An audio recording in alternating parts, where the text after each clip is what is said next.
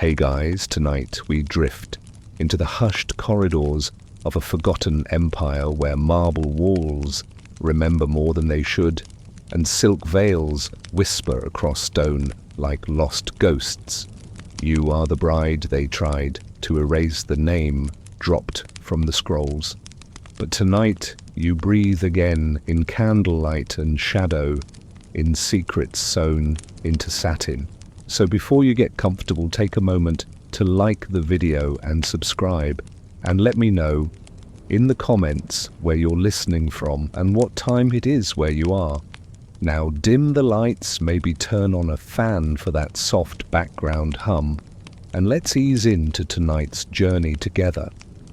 You're no one special yet, not a bride, not even a girl anyone expects much of. Just a pair of bare feet skimming across the sun-warmed tiles of your father's courtyard. Dust and jasmine cling to your ankles. The air smells like crushed almonds and someone's overcooked lentils again. The doves above you aren't cooing, they're arguing loudly. Even they know something's coming. A silken sail has appeared on the horizon. Not that you've seen it yet, but the servants have, the ones who gossip while pretending not to. They saw it this morning, pale pink, like watered wine, a strange insignia stitched at the tip. Double-headed bird, ugly thing. That's what old Ada said, before spitting over her shoulder. You keep tugging on your hair. It tangles. You hate how it tangles. Maybe the Byzantine women don't have tangled hair. Maybe they all smell like cloves and secrets.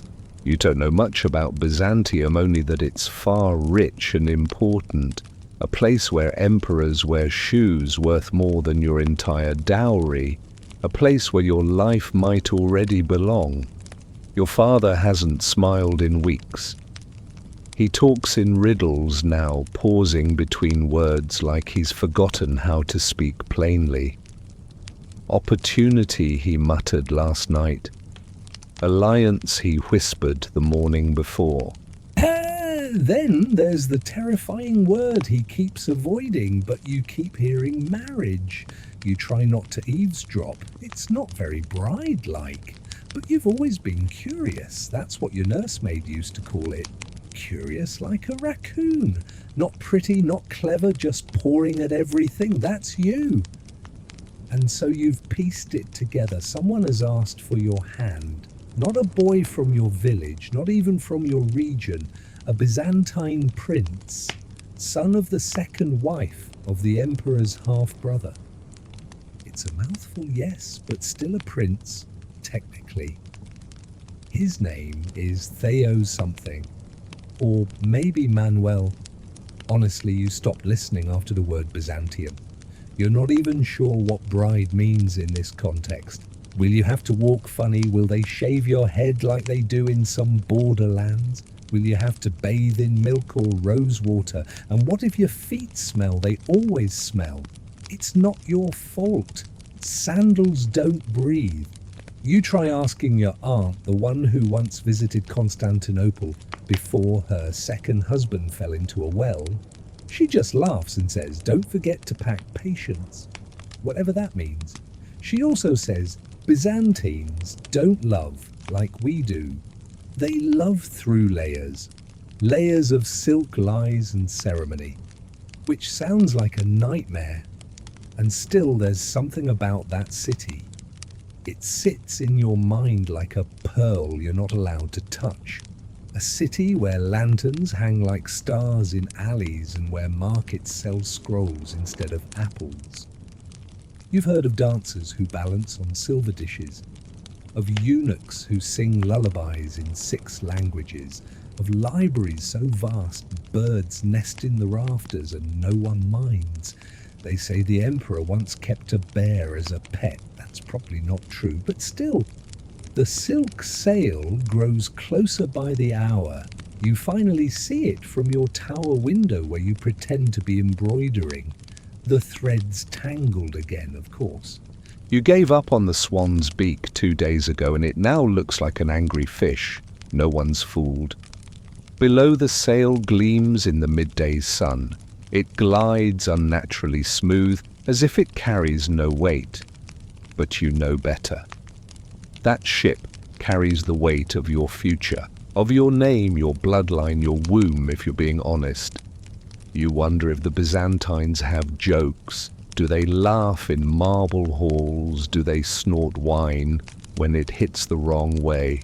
Or is every moment a staged play, performed in layers of velvet and powdered silence? Someone knocks on your door. You flinch. You were daydreaming again. It's a servant with a box, long and narrow, covered in soft leather. No explanation, just a bow and a retreat.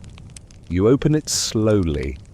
Inside lies a comb of pearl and bronze, delicate as a promise, and beneath it a small scroll, no more than 6 lines long. The seal is imperial. Your heart thuds. You don't open it yet. Not tonight.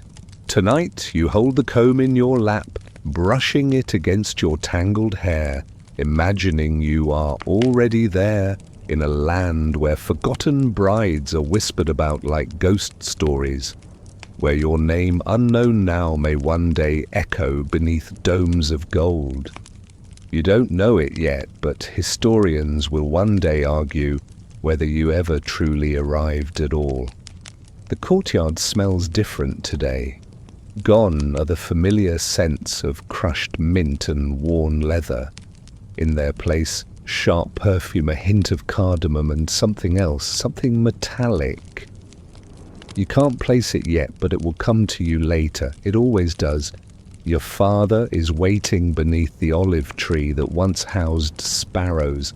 They've left, smart birds. He's dressed in ceremonial robes he swore he'd never wear again, his belt fastened too tightly around the middle, as if he's trying to pull himself back into youth. His beard has been oiled, his hands fidget like a boy's, and beside him, lined up on a strip of dyed cloth, your dowry. You step closer, sapphire rings, 6 of them, 1 from your mother's hand, 1 from his dead sister, and 4 bought from a merchant whose teeth were too white to be honest.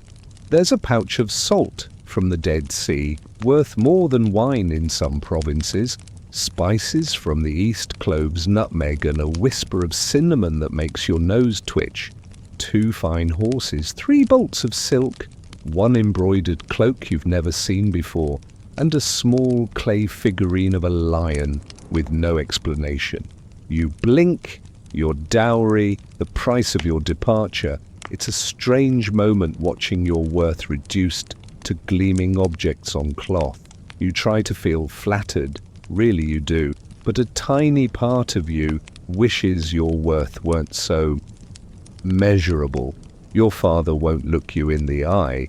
That part hurts more than you expect. A scribe stands nearby, ready to record the terms. His pen hovers above the parchment, like it's waiting for a thunderclap. A translator mutters the Greek version of your name, mangling it with each syllable. You'll have to get used to that. A Byzantine official draped in robes the color of blood and sea moss steps forward. He looks vaguely bored, not unkind, just deeply uninterested in your feelings. His voice is smooth, professional, like he's reciting livestock prices. The agreement is mutually beneficial, he says. Beneficial is such a cold word for what's happening. He unfolds a document, thick, vellum ornate script wax seals you don't recognize, the kind of thing that smells like old papyrus and generational guilt. It lists the obligations of your family, the items to be delivered, the date of your departure, the expectations of your behavior. Chastity, the word, slips out like a dry cough from the scribe's throat. Your father flinches. The Byzantine representative signs first. His quill hisses as it scratches. Then your father, handshaking just slightly, adds his name beneath the imperial one. His signature always trails off at the end like a question. It still does. There it is. The contract is sealed. You are now engaged to a boy you've never met. A boy from a city where people drink goat's milk with honey and argue about theology until sunrise. A boy who might love you, or might not. Statistically speaking, probably not. You try to picture him. Is he tall? Does he smell of ink or onions? Does he have a strange birthmark behind his ear? Does he speak Latin or just mutter to his chess pieces? Historians still argue whether dowry arrangements like this strengthened the empire's diplomatic ties or just made a profitable business out of human futures. You feel the weight of that thought settle behind your ribs. That night your mother does something unexpected. She brings you to her old chamber, the one no one's used in years. Dust floats like lazy ghosts in the slanting light. She opens a cedar chest and pulls out a small ancient veil. It's yellowed and delicate, embroidered with lilies, so faint they look drawn in breath. "This was mine," she says quietly, placing it into your hands. "And my mother's before me. Don't lose it in a fountain or during a panic." You smile. You won't. Probably. Then she adds more softly, "You can still change your mind." You stare at her. The words shock you. You'd thought the choice had long since evaporated like morning dew. "Really?" She nods. "For tonight. Tomorrow, no." And you realize this is your last night as a girl untouched by history, as someone who can turn away, run, scream, or simply refuse. You don't sleep much.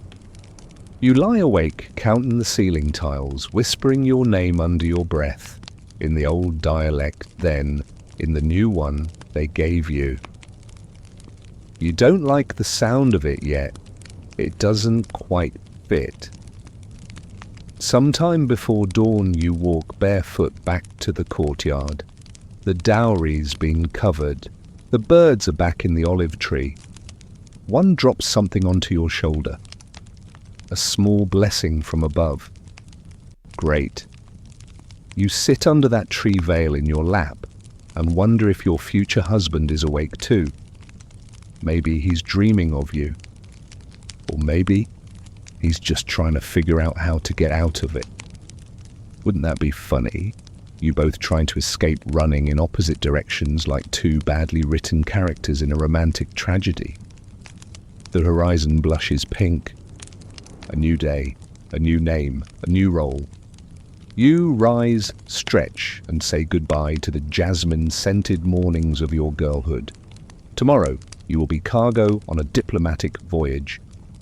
But today, just for now, you are the daughter of a courtyard, a dreamer, with almond milk on her breath and a lion figurine in her pocket. The palace gossip begins with a whisper and ends in a warning. You've heard stories before, of course. Every kingdom has its ghosts, but this one is different. This one has eyes, always watching even when no one's speaking. Especially then they call her the Silent Queen. Your betrothed stepmother, once hailed as the Rose of Nicaea, now more like its withered stem. You hear her name from a nursemaid who thinks you're asleep. You weren't. You've never slept well in strange beds, and this palace has too many pillows and not enough answers. She hasn't spoken in 9 years, the nurse says, spooning broth into a child's bowl. Not since the eclipse. The child wide-eyed asks if the moon stole her voice. The nurse just shrugs. Could be. Or maybe it was what she saw in the emperor's garden. What she saw. That phrase stings like nettles. You lie back, staring at the wooden beams above you carved with symbols you don't understand. You whisper them under your breath anyway like spells.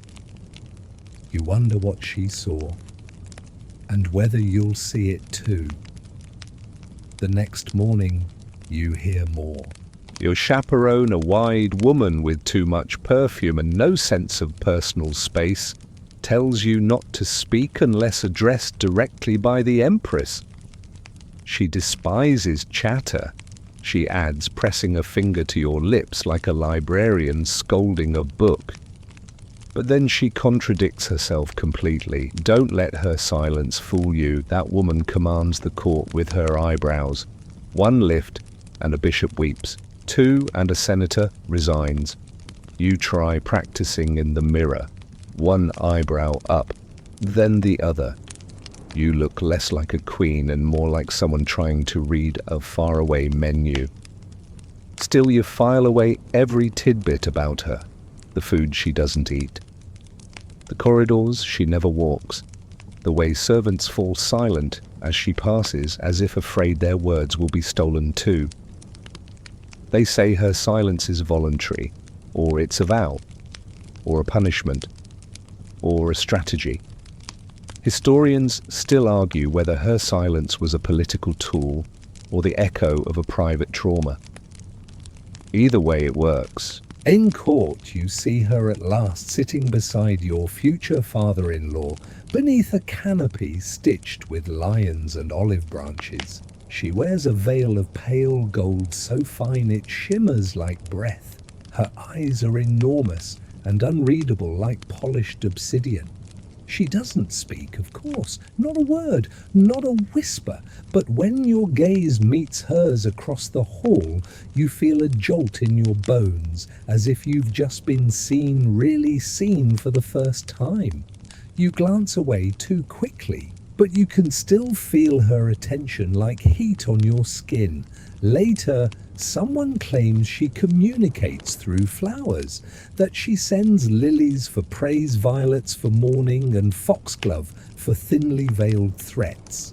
You chuckle at that until you realize foxglove is poisonous, a real bedtime bouquet. Then there's the matter of the cursed mirror. It's just a rumor, but everyone treats it like gospel. Supposedly, the Empress once owned a bronze mirror framed with carved amethysts. One day, she looked into it and never spoke again. Some say she saw her true face. Others claim she saw yours. You snort at that one. You're not even in the mirror. Not yet. Still, the palace has a way of making you feel both central and invisible at once. Like you're being dressed for a role in a play that's already ended. You ask your maid cautiously, what was she like before? The maid shrugs. She laughed, sang sometimes in Latin, played the lyre. You picture that a woman in silk, strumming strings beside an open window, notes drifting into the garden like dandelion seeds. And then silence. No one talks about the moment she stopped. Just that she did, as if the story hit a wall and never climbed over it. You begin to worry it runs in the palace, like mold. First silence, then vanishing. Brides turned into shadows, queens into myths. There's even a forgotten door at the end of one hallway they claim no one uses anymore. No one, they say, except the Empress, once a week alone carrying something wrapped in velvet. You try asking the guards what's behind it. They just look away. That night, you dream of her. Not the real her, but a version stitched from whispers and sleeplessness. She glides through your room trailing petals and silence. Her eyes are full of words she'll never say. She touches your lips with one finger, and your voice crumbles like old parchment. You wake up with your throat dry and your sheets tangled. There's a strange sense of invitation, as though the Empress is watching you, not with malice, but expectation. Like she knows something you don't and wants to see if you'll find it. You've never been especially brave, but you're curious. And sometimes that's more dangerous. The next afternoon, a servant delivers a gift from the Empress. No note, just a silver hairpin shaped like a nightingale. Elegant, cold to the touch, and unmistakably a message. You don't understand it yet, but you will. Because while most people fear the Silent Queen, you're starting to wonder if she's the only one in this palace who actually knows what's going on. You wake to the scent of lavender and wax. A small scroll lies on your breakfast tray, nestled beside a wedge of soft cheese and a half-sliced fig. Someone has placed it there as if it were a casual garnish, just a bit of morning correspondence with your fruit. But this scroll is anything but casual. The seal is heavy, deep red, impressed with the unmistakable twin heads of the Byzantine eagle. One head looks east, the other west. You wonder which direction you're facing now. You suddenly feel like neither. You hesitate before opening it. Not because you're afraid of what's inside, but because you want to savor the moment. There's something deeply theatrical about receiving imperial mail. It makes you feel important, like you're part of a grander plot, even if no one's bothered to give you a script. You crack the seal. The parchment unfolds smoothly, more supple than anything from your homeland. It's lightly scented lavender and something else. Cardamom, maybe. No ink blotches. The script is flawless. This was written by a professional scribe, not the sender. That in itself says something. From His Grace Prince Theophilos Alexios Doukas, the header begins. You raise an eyebrow. Ah, so it is, Theophilos. You win the name pool. Somewhere your maid owes you a candied walnut. The message is brief, but warm. Politely warm, which is almost better than genuine affection in Byzantine society. It reads, "To the esteemed lady of the Eastern Gardens. Word has reached me of your arrival and the grace you bring with it.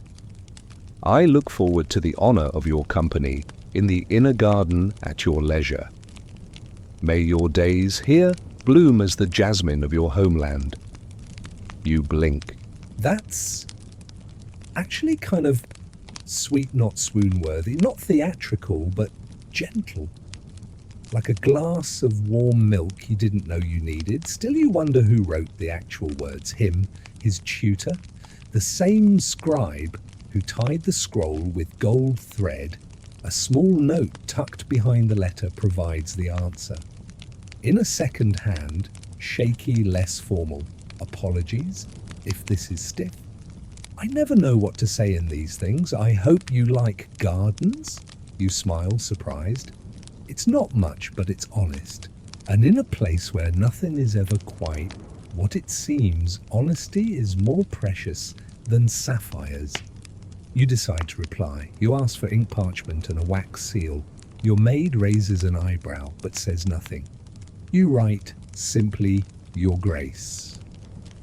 Thank you for your letter. I do like gardens, though I'm more familiar with sand than snowdrops. I look forward to walking in yours. The girl with dust on her heels." You don't sign your name. You want to see if he notices. Later that afternoon, a eunuch collects your letter. His robes whisper as he moves like he's made of paper. You wonder how many secrets pass through hands like his each day. By the time the sun begins to fall, another scroll arrives. This time, it's messier, rushed, written in the same informal hand as the note. No perfume. No scribe. "I like the dust on your heels" line. You'll find mine stained with ink. "The library keeps me hostage, but I've told the head gardener to expect you. He's grumpy, but he feeds the turtles." Turtles. You blink again. You're being courted through correspondence and tortoise references. Somehow you don't mind. You make your way to the inner garden. It's tucked between two wings of the palace, easy to miss unless you know where to look. The gate is carved with vines and birds you don't recognize. Inside it smells of damp stone, lemon balm, and something spicy you can't place. A gardener nods as you enter. He looks like he was carved from tree bark. His left eyebrow seems permanently furrowed. You like him instantly. Turtles are by the fountain, he mutters.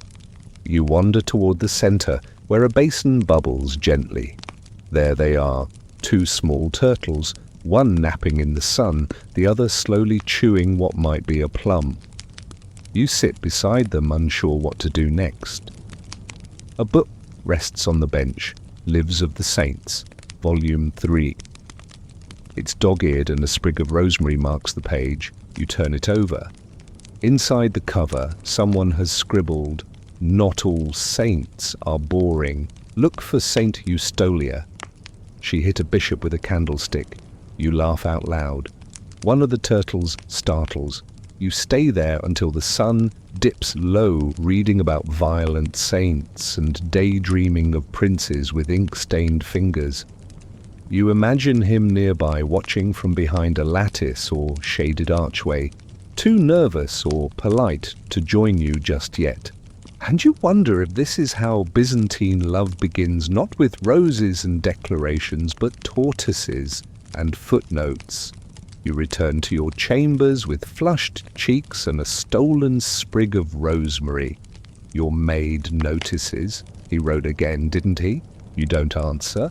You just tuck the rosemary behind your ear and climb into bed, wondering what tomorrow's scroll will smell like. You're not in love, not yet, but you're no longer afraid. The garden is no longer just a place, it's a secret. You find yourself drifting there more often, sometimes guided by an excuse, sometimes by nothing but the silence left after breakfast. The turtles have begun to expect you. One of them, the smaller one with a cracked shell, even approaches you when you rustle the fig leaves. You name it, Imperator. Your maid calls that blasphemy. You tell her it's only blasphemy if he wins a war. Every day there's a new note tucked into a book, a flower pot, or once charmingly balanced on the turtle's back. Your future husband, it seems, has a sense of humor, after all. Today's note reads, "Do you prefer apricots or plums? I'm trying to learn your palate by osmosis." You scribble your reply on a scrap of parchment and leave it beneath the rose bush where the bees sleep. I prefer figs. Plums have too much ambition. The next day there's a fig tart waiting on your breakfast tray. Still warm. You don't smile, you beam. Your maid pretends not to notice, but later you hear her humming. The conversations continue, never spoken, always written. It's like sharing a diary, you're both writing at the same time. You begin to learn his rhythms. He writes best after sunset. His Greek is flawless, but his Latin sometimes wanders into comedy. He's read Ovid twice and still doesn't know what to make of him. In one note, he confesses to sneaking into the kitchens at night for cheese pastries. In another, he sends you a drawing of a lion wearing a bishop's hat with the caption, "My mood during council meetings." It's oddly comforting to know your future includes laughter. But not everyone is amused. Your father has become increasingly stiff, his words trimmed down to necessities. He watches you like someone who suspects a rebellion, but can't prove it. At dinner, he says you're growing fond of him. It isn't a question. You pause, then nod. I think so. He grunts. Don't confuse kindness with intention. A soft word can hide a sharp game. You resist the urge to roll your eyes. He's still imagining himself in a game of chess with the Empire, where you're the queen to be sacrificed for position. He hasn't seen the turtle jokes, or the way the prince signs his notes with a different fruit each time. That evening you receive a longer letter than usual. Tomorrow there will be a ceremony. Nothing formal, just a viewing of the imperial tapestries. But you'll be asked to attend. It's a subtle introduction, a way for the older families to see you. Smile like you know something they don't. And whatever you do, don't eat the candied fennel. It tastes like lies and regret. You laugh, then panic. What do you even wear to a tapestry viewing? Is that a thing? Do tapestries warrant jewelry? You settle on a deep violet gown with golden stitching, one of the nicer gifts from your dowry trunk. You refuse the veil. You want them to see your face. The hall is colder than you expect. Its ceiling stretches higher than any cathedral you've seen, and the walls are lined with scenes of battle, harvest, and pageantry. You're surrounded by whispers, not cruel, but curious. You are the girl from the east, the one with dust on her heels and no family crest on the chairs. And there he is, Prince Theophilos. Not just handwriting anymore, but a person. He's taller than you imagined, with a quiet elegance like a cat that's been raised on riddles. His hair curls slightly at the nape. He's in a simple blue tunic with no jewelry. He doesn't need it. He sees you and he smiles. Not the courtly nod, not the polite smirk. A real smile, wide and unapologetic. You feel it in your knees. He doesn't approach right away. That would be too bold, too modern. Instead, he sends you a gesture, a slow raise of his eyebrows, one up, one down, the exact look you practiced in the mirror when trying to look like the silent queen. You nearly burst out laughing. You settle for a slow blink and a subtle tilt of your head, a message only he would read. When the tapestries are unfurled, no one's looking at them. They're looking at you. The one with the violet dress and the faint fig stain on her cuff. The girl who does not fidget. The bride who looks like she might be in on the joke. The ceremony ends with a blessing from an archbishop who smells faintly of cloves and old soup. You try to pay attention, but you're too busy watching Theophilos pretend to be reverent. He taps his foot 3 times during the prayer. You think it's a code. You tap back, just in case. That night, a scroll appears, tied to a sprig of rosemary. If they made you eat the fennel, I'm sorry. If you managed to hide it in a tapestry fold, I'm proud of you. You write back, I fed it to a passing cardinal. He looked offended, but didn't spit it out. You fall asleep smiling. You still don't know what to expect from your future. The palace remains a puzzle box with too many keys, but now you have a partner in the game, someone with ink-stained fingers and a fondness for figs. And that for now is enough. Your shoes stick to the deck with every step. Salt crusts the soles and a film of sea air clings to your hair like a damp veil. The ship rocks gently, not enough to tip you over, but enough to make your stomach question its loyalties. You're halfway across the sea. The wine-dark sea, as poets call it. Though honestly it just looks greenish-brown and grumpy. Still you try to romanticize it. You imagine sirens just beneath the surface, braiding seaweed into necklaces and judging your outfit choices. This journey was meant to be symbolic, your passage from girlhood to empress in training. You'd expected a regal ship, flanked by escorts and flying banners. Instead you got a merchant galley with a cracked mast, 3 extremely bored goats and a captain who refers to you exclusively as the package. Charming. You travel not with a grand entourage, but a small, efficient cluster of servants, guards, and one very old eunuch who insists on reciting riddles whenever the sea is calm. You've heard the one about the 2 coins that make 30 aspros 5 times. You still don't understand it. Your quarters are modest. A bed, a basin, a curtain. The floor groans in protest when you walk too hard.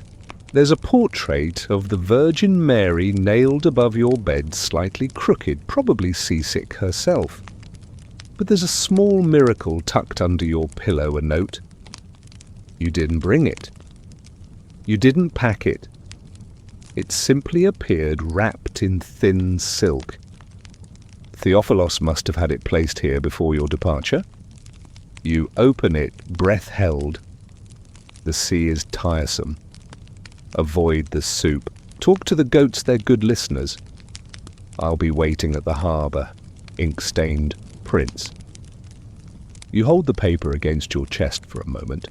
It smells faintly of rosemary and ink, always ink. Your maid, lying on the opposite bunk, snorts. You're smiling in your sleep now. You pretend not to hear. The days pass in rhythm. Salt, sun, sleep. Salt, sun, sleep. Meals are predictable fish, hard bread, and something suspiciously labelled stew. You become good friends with a goat who answers to Basil. You start writing letters. You won't send rambling stories, observations, questions. You fold them into a little book you title Thoughts from the Floating Courtyard. In one entry, you write, historians still argue whether sea voyages strengthened a bride's political resolve or simply broke her spirit before the real work began. You suspect both. At night, the stars take over the sky like a mosaic lit from within. You lie on deck shivering under your shawl and trace constellations you don't know the names of. The eunuch insists that the brightest star is named for a forgotten empress who disappeared during a wedding procession. You ask if they ever found her. No, he says, but they say the emperor could still smell her perfume in the halls years later. You aren't sure if that's romantic or terrifying, possibly both. Then comes the day. You wake to shouts, not alarm, but excitement. Sailors climbing the rigging. The captain even smiles once, then returns to frowning for balance. You climb the ladder and blink into the morning sun. And there it is. The Golden Horn. You'd heard the name before. It always sounded mythical, like a creature or a trumpet announcing the end of time. But now you see it, the crescent-shaped inlet cradling the city gilded in sunlight. The water gleams like liquid bronze. The hills are stacked with domes, minarets, towers, and terracotta roofs that spill like paint down the slopes. Byzantium. You clutch the railing breath, caught in your throat. It's overwhelming, too much beauty and history pressed together like a dream, compressed into a single moment. The city looks like it grew from the earth, fully formed, gold-plated and whispering. Your ship passes a chain barrier, raised during war, lowered now, though it still glints with warning. The harbour bustles with other vessels, traders, diplomats, pilgrims, even a few smaller warships with lion-embossed prows. You spot banners fluttering on the wind, purple, red and gold. The imperial crest. The double-headed eagle watches your arrival. On the dock, a figure stands apart from the others. Blue tunic, no jewellery, ink stains visible on one sleeve, even from this distance. Theophilos. He sees you before you see him. Of course he does. You're too busy staring at everything else, the stone towers, the gulls circling like thoughts, the scent of saffron and oil drifting from street vendors already shouting in 3 languages. Then your eyes find his. You smile. He raises a hand. Not a wave, just a lift, simple and steady, like he's been waiting this whole time. As the ship docks, your heart does something unexpected. It calms. The nerves you expected gone. The doubts, the cold knots in your stomach all softened by the way he tilts his head and smiles back like this is just the next letter in a long, sweet conversation. You disembark slowly, your maid checking your veil and muttering about posture. But you don't care how you look. You've arrived. The city stretches before you like a scroll waiting to be read. And for the first time you feel ready to turn the page.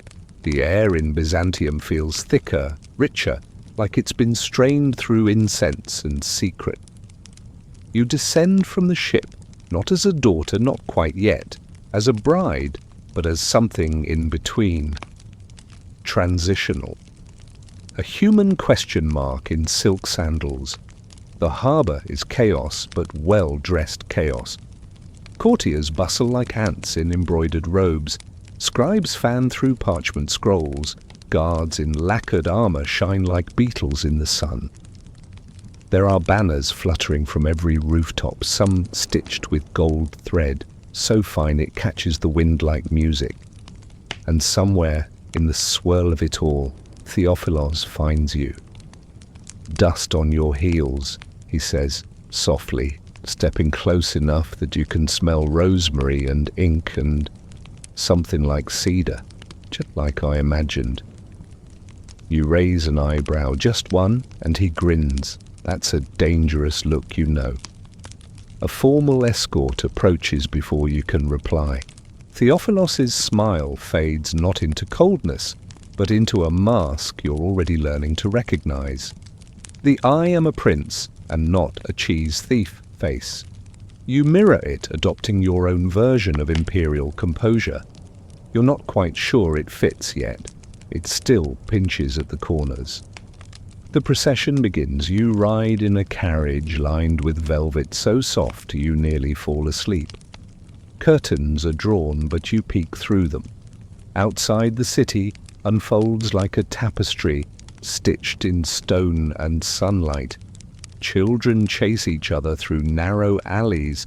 Market stalls overflow with lemons, bolts of cloth, and things you don't recognize, candy deals.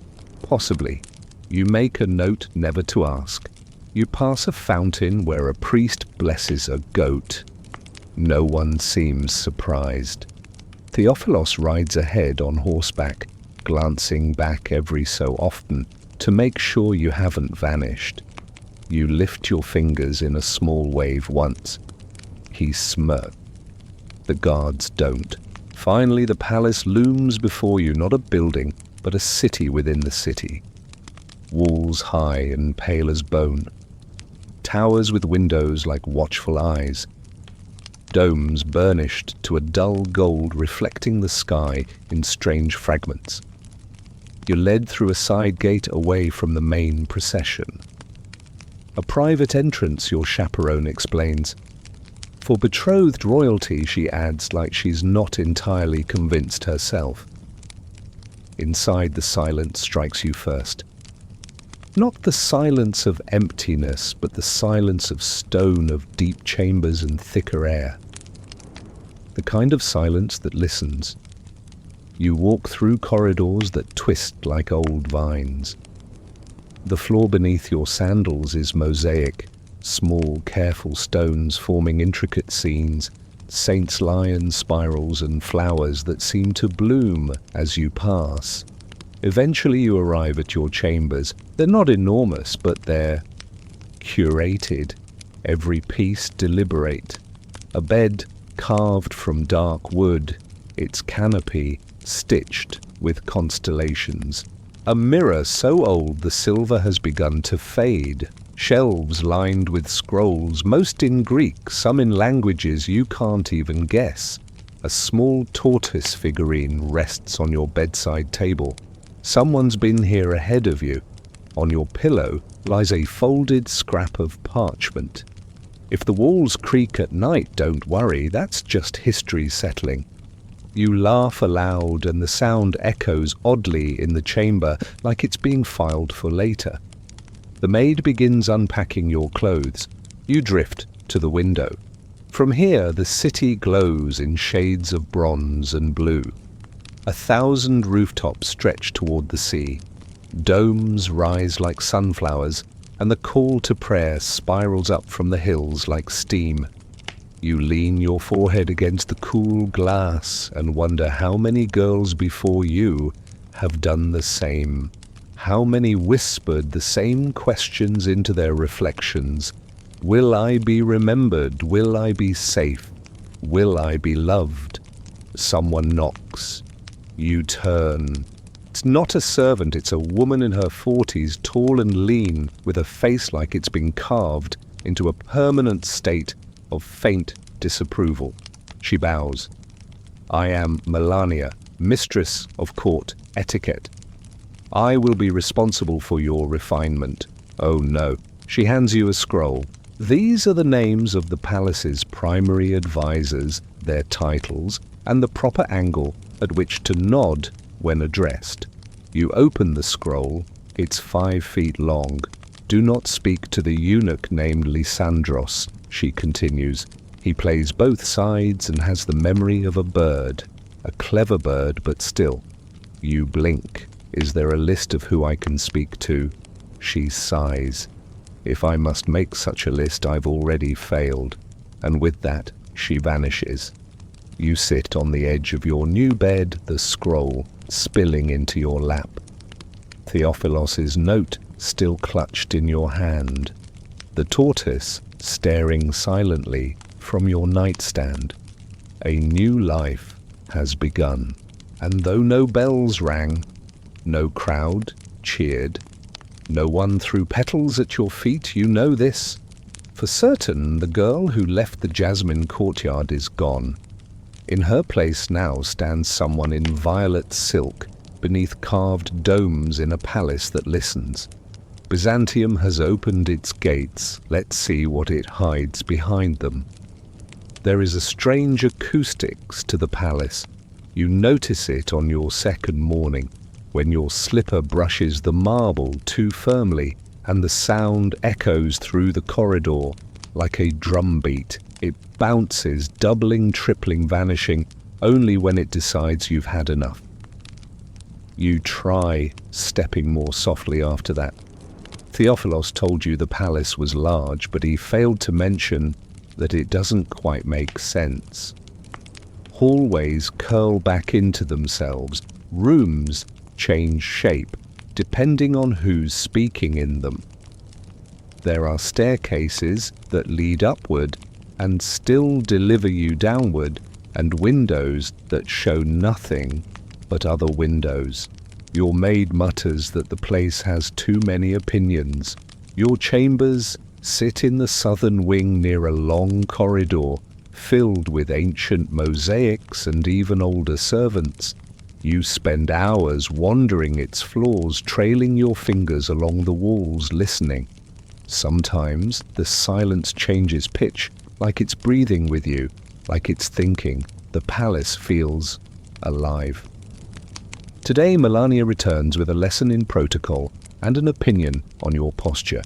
She taps your spine with a fan every time you slouch. You fantasize about snapping it in half, but instead, you stand a little taller.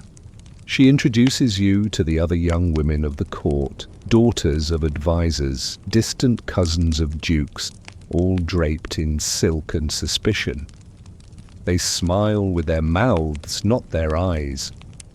One of them, Callianera, the one with the sharp cheekbones, compliments your hair and immediately follows it with, "We rarely see that texture here." You thank her. Then add, "Yes, it's wild like our goats." Your maid snorts from behind a pillar. You learn that laughter is currency here, rare and valuable. If you can make someone laugh, they owe you. If you laugh too easily, you've lost ground. It's exhausting, like being at a banquet where everyone's wearing masks, but no one admits they're wearing one. At lunch, you're served fish with dates and mint, a questionable pairing. You eat carefully, trying to ignore the oil-eyed senators who keep peering at you from the next table. Afterward, Theophilos appears with a slight smirk and a subtle bow. Care to walk? You nod. Anything to escape Callianera's passive-aggressive compliments and Melania's fan. He leads you to a lesser-known wing, a sort of sunroom overlooking the city. The walls are mostly glass, framed in carved cedar. The light pools like honey, no guards, no courtiers, just dust motes and privacy. You turn, slowly taking in the room. It echoes. Yes, he says, that's why I like it. You can hear your own voice here. You sit beside him on a cushion that smells faintly of oranges and ink.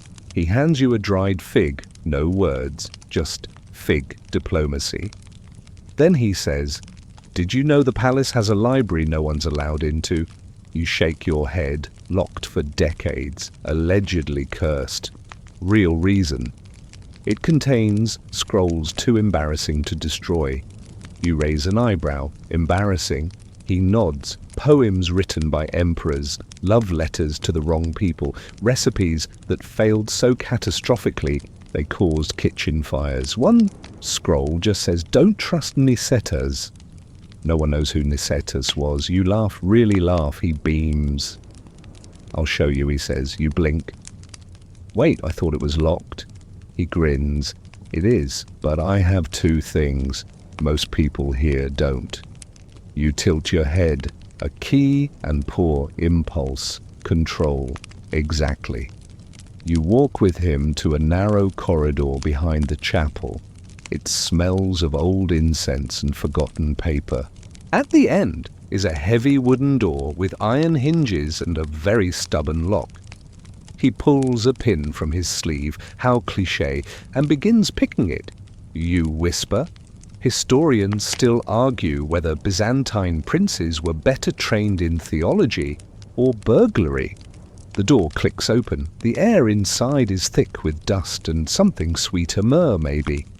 The shelves groan under the weight of scrolls, books, tablets, and oddities. A helmet with feathers, a cracked lyre, a dagger labelled "Do Not Touch." You wander past a scroll with the title "Ode to a Fig Seller in Summer." Another reads instructions for creating a fireless fire.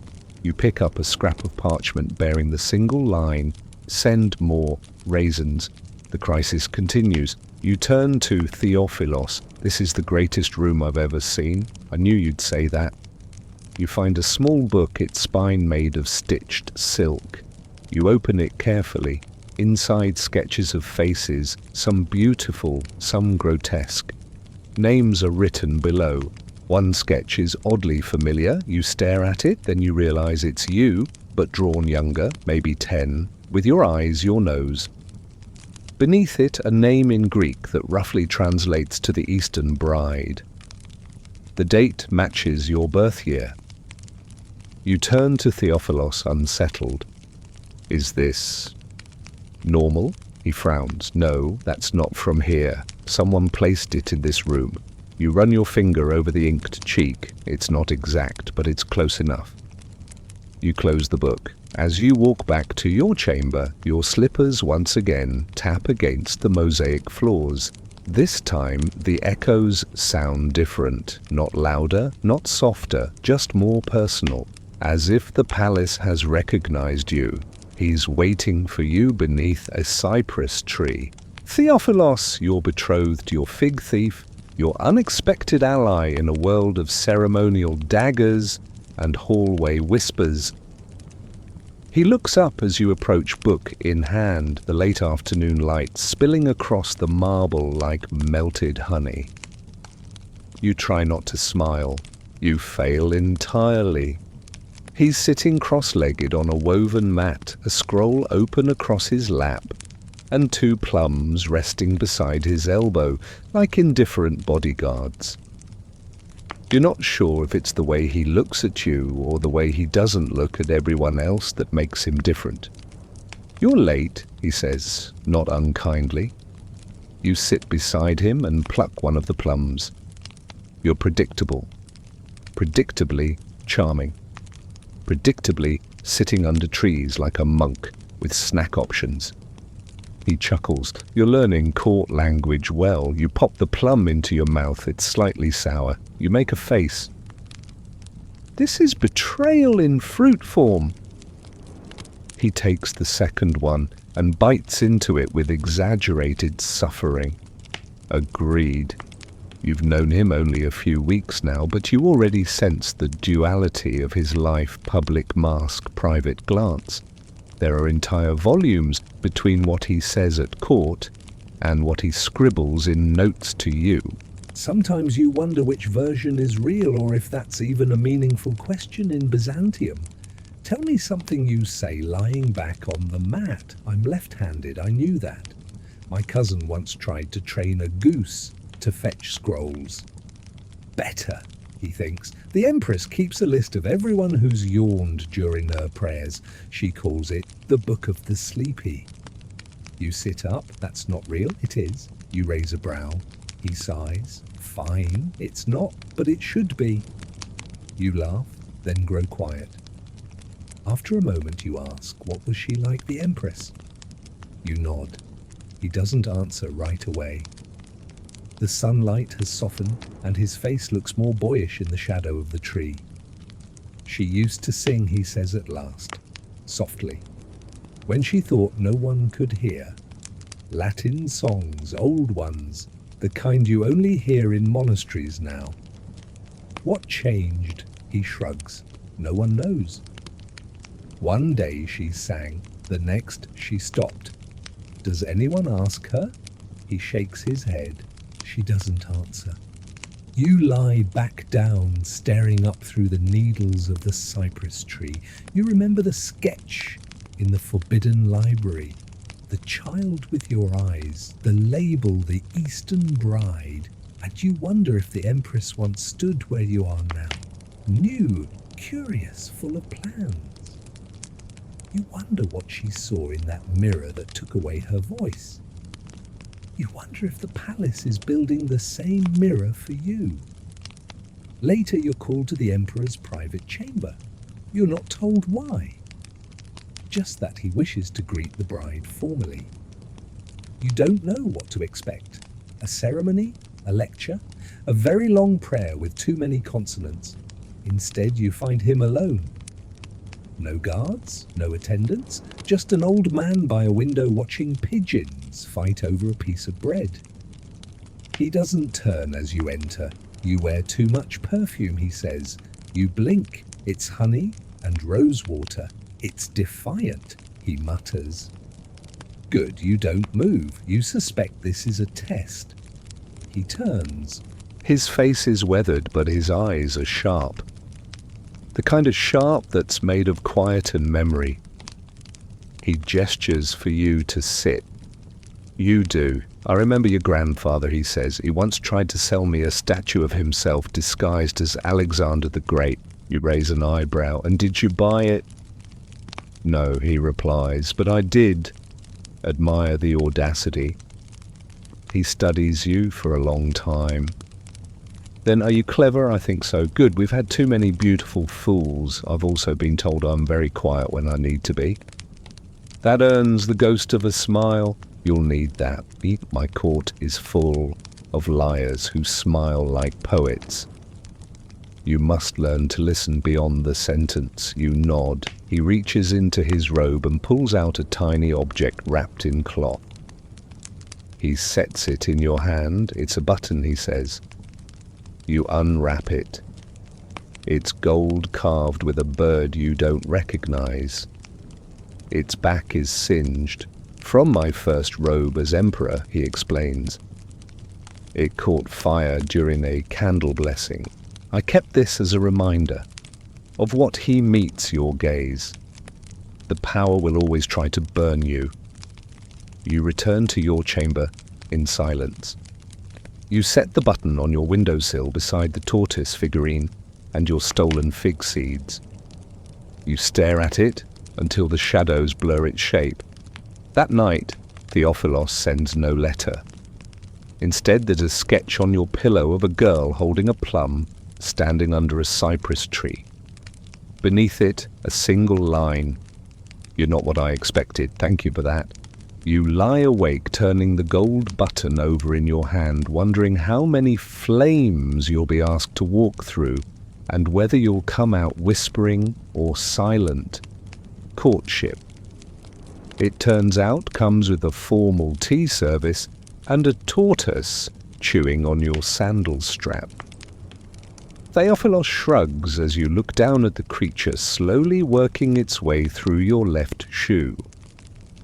He's selective, he says. Considers it a compliment. You resist the urge to flick it gently. Compliments should not involve teeth. You're seated in one of the garden pavilions, the kind usually reserved for minor nobility and bored philosophers. A table has been set with all the diplomatic decorum of a state negotiation, 5 types of tea, 6 pastries, and a small silver bowl containing fennel seeds. Again, who keeps bringing these, you whisper? Theophilos leans closer. There's a senator with a fennel orchard. He's very proud. You roll your eyes and move the bowl to the edge of the table like you're planning to donate it to a passing ghost. Theophilos grins and reaches for a pastry shaped like a fish, but filled strangely with apricot. Across from you sits his aunt, the dowager imperial aunt, to be formal, and her expression is the kind one reserves for either bitter medicine or scandalous poetry. You're not sure which she thinks you are yet, so she says, "You're the one they picked." You sip your tea slowly, like it might save you, apparently. Too thin, working on it. From the provinces, technically, yes. She narrows her eyes. And yet you've survived the kitchens, the courtiers, and Theophilos's sense of humour. Barely. Theophilos is trying very hard not to laugh. A servant refills your tea, and the tortoise begins its slow, determined migration toward the silver fennel bowl. "You know," the dowager says, tearing off a corner of pastry. "Your smile is sharper than I expected." "Thank you," you reply. "I filed it myself." She stares at you, then miraculously laughs. Just once, but it's enough. You exhale, another small victory. The rest of the tea proceeds with awkward grace. You discuss music you pretend to enjoy. Theophilos recites a line from a play he forgot halfway through. The tortoise, bless it, finally abandons your shoe and attempts to climb the tablecloth. A servant intervenes, barely. And then as the teapot empties and the shadows stretch longer across the pavilion floor, the dowager leans in. "You think this is going well," she says quietly, "because you've survived 10 days without scandal. But let me warn you, girl, this palace swallows the clever first." You meet her gaze. "Then it will choke on me." There's a silence. Not the uncomfortable kind. The kind that marks a shift. An acknowledgement. She nods once, just barely, then stands. Watch Calianera. She smiles too much. That means she listens too little. And just like that, she's gone gliding out from beneath the pavilion, like a swan with diplomatic immunity. Theophilos lets out a long breath. I'm honestly impressed. She once made a bishop cry over a poorly buttered scone. You lean back in your chair. I feel like I just passed a test I didn't know I was taking. He nods. That's the trick. There's always a test. No one tells you the subject or the passing grade. You look down at your mangled sandal and sigh, or the tortoise. Later that evening you're invited to a poetry reading in the Hall of Winds. The room is aptly named. It catches every stray breeze from the garden, and your hair spends most of the night trying to escape its pins. Theophilos reads last. His voice is smooth, unhurried. He doesn't perform, he unspools. His poem is about a fig tree in a thunderstorm, about roots that hold even as the sky forgets its promises. You're not sure it's about a fig tree at all. You clap. Everyone claps. But only your clapping is real. Afterward, he joins you by the mosaic fountain where water murmurs over carved sea creatures. You dip your fingers into the cool stream. That line, you say. And still the fig holds its fruit like a memory not yet believed. He looks at you. Too sentimental. No, you murmur, too honest. He's quiet a moment. Then my mother planted a fig tree when I was born. Said it would grow as I did. When I was 7, lightning split it in half. She never replanted it. You trace the outline of a fish in the mosaic tiles. She didn't want to tempt fate. He shakes his head. She didn't want to measure me twice, and suddenly you understand more about the man beside you, the scribbled jokes, the hidden notes, the library riddles. He is someone still trying to grow from a broken trunk.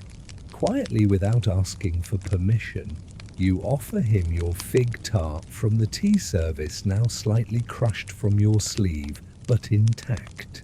He takes it with a smile.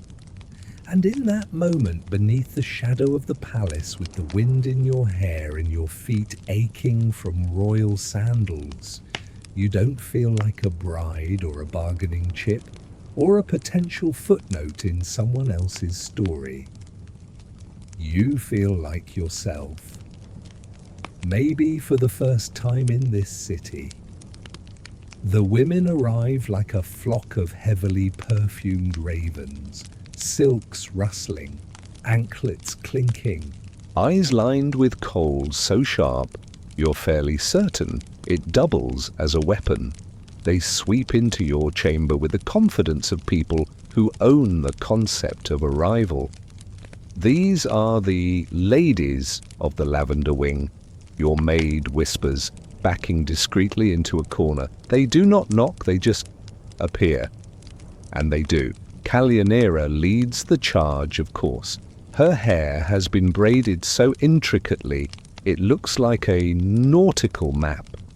She glides toward your dressing table and runs a finger along the edge, not to admire it, but to check for dust. You resist the urge to offer her a damp cloth. We've come, she says, to help you prepare. For what? For becoming one of us. She smiles. It does not reach her eyes. You are not given a choice. You're pulled into the dressing chamber like a comet caught in a gravitational field of perfume and judgment. The ritual begins.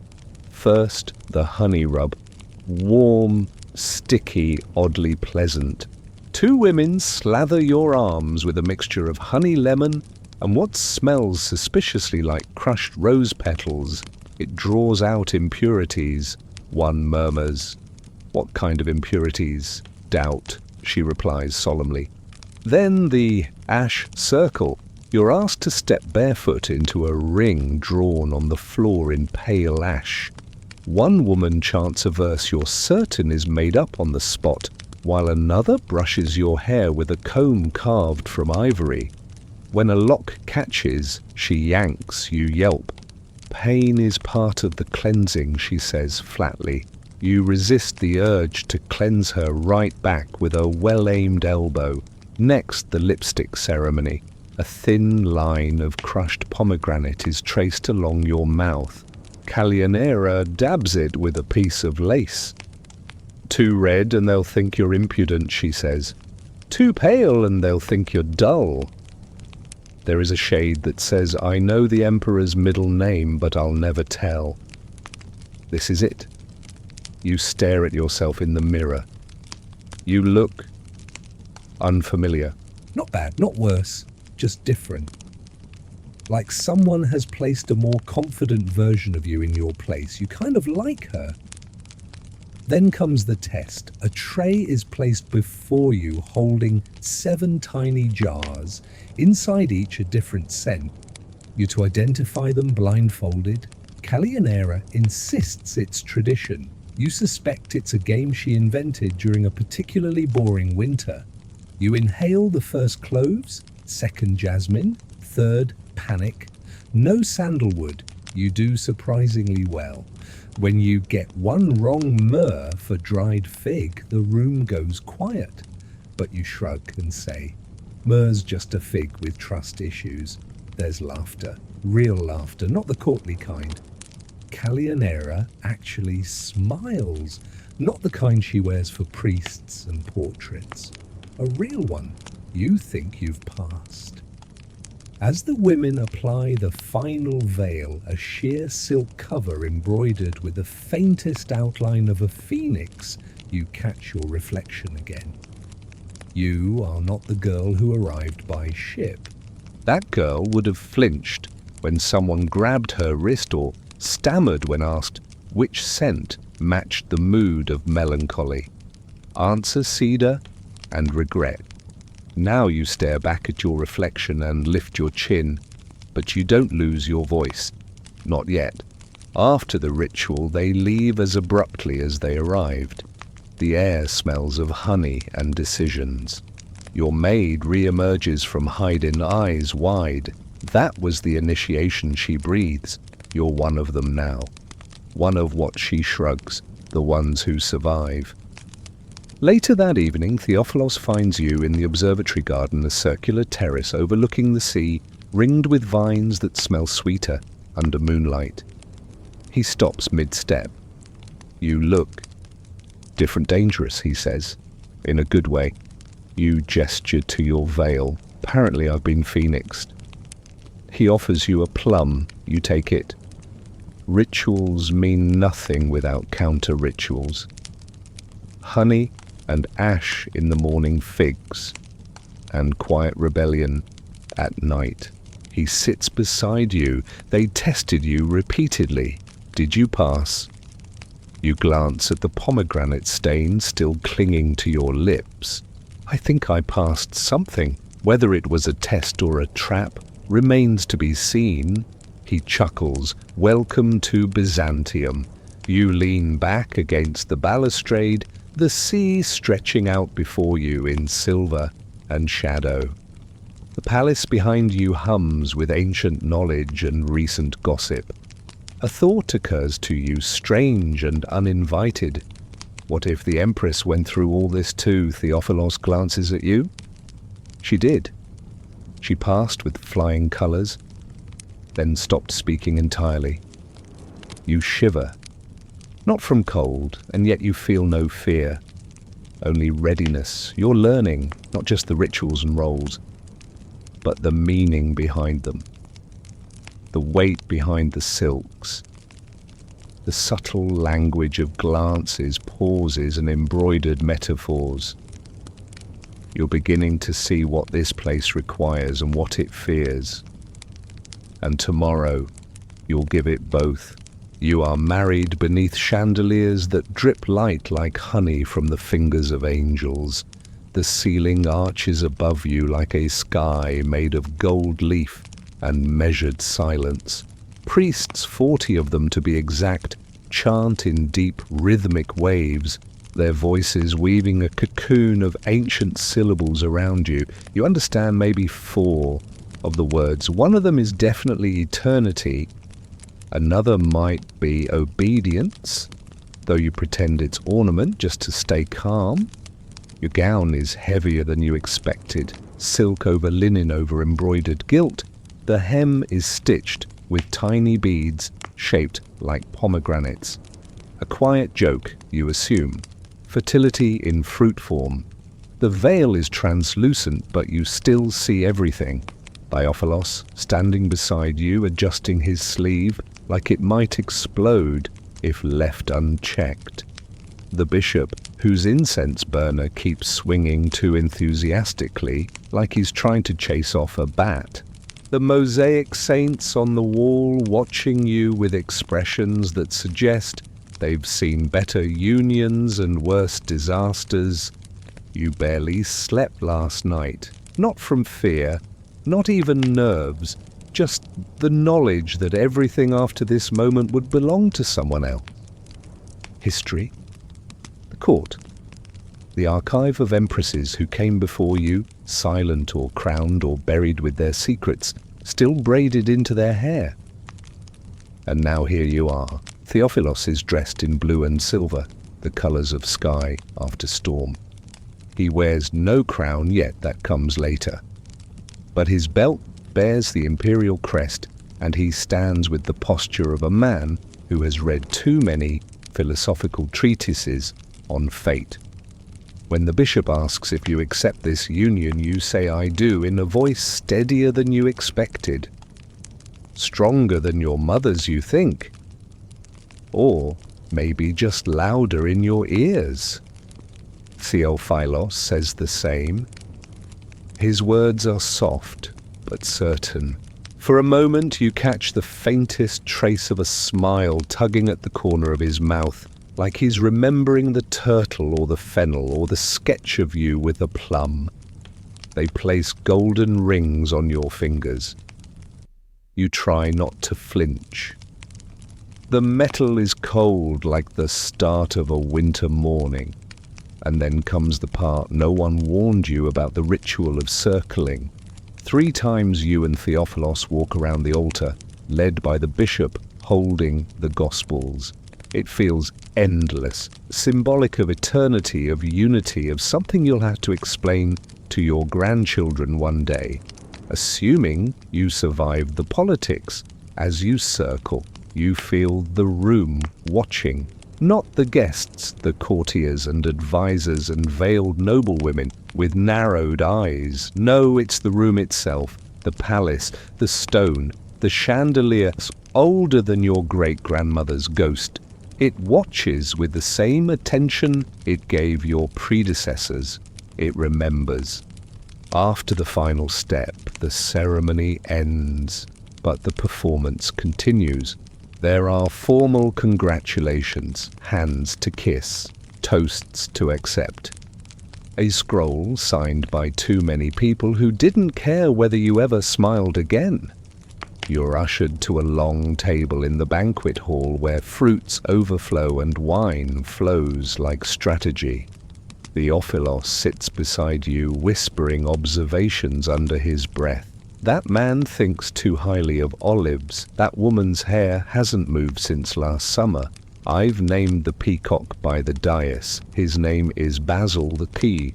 You laugh once, just once, and it's enough to cause a ripple down the table. People notice. They pretend not to, but they do. You learn quickly that even your laughter will be catalogued. Halfway through the meal, the Empress arrives. She has not been seen all day. Not during the procession, not in the chapel, not during the ceremonial ring blessing. But now she glides into the hall like a sigh made visible. She wears no crown, just a veil of ivory so sheer it glows. Her steps make no sound. She doesn't look at you. She doesn't look at Theophilos. She simply takes her seat at the far end of the hall and folds her hands. Silence trembles through the room like a skipped heartbeat. Even the musicians pause. Then, slowly, carefully, the noise resumes. Polite, nervous, measured. You watch her from the corner of your eye. Still, pale, timeless. A woman-shaped question that no one wants to ask out loud. Theophilos touches your hand beneath the table. Just a fingertip against your knuckles, a small act of rebellion in a hall where every movement means something. After the final toast, you rise together. You are now married, legally, ceremonially, imperially. And as you step away from the banquet table, you feel the weight of it settle into your spine, not just the ring or the titles or the looming expectation of heirs, but the weight of being watched, of being remembered, of having your footsteps recorded by the very floor beneath you. You are no longer a girl with jasmine in her hair and dust on her heels. You are a bride of Byzantium. And Byzantium never forgets its brides. The Dowager Empress offers you a golden comb and a warning. It's not a scene with music or ceremony. No fanfare, no fluttering doves. Just a quiet moment in a high-ceilinged room that smells of lemon oil and ancient rugs. You're still in your wedding robes, your veil now folded like yesterday's headlines, your hair heavy with pins and implication. Theophilos has been called away to consult with the chamberlain about something involving ceremonial banners or maybe fish. It's hard to say. There was shouting and someone used the word urgent, which in this palace could mean a diplomatic disaster or a slightly crooked tapestry. So now it's just you and her. She enters without announcement, without eye contact. The silent queen draped in layers of muted gold, her footsteps soft as a secret you only half remember. Her face is veiled but not hidden. Her eyes are visible and unreadable, glassy, ancient. The kind of eyes that have forgotten how to blink without permission. You rise to greet her.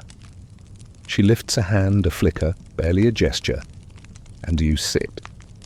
A servant glides forward with a small wooden box. The dowager opens it herself.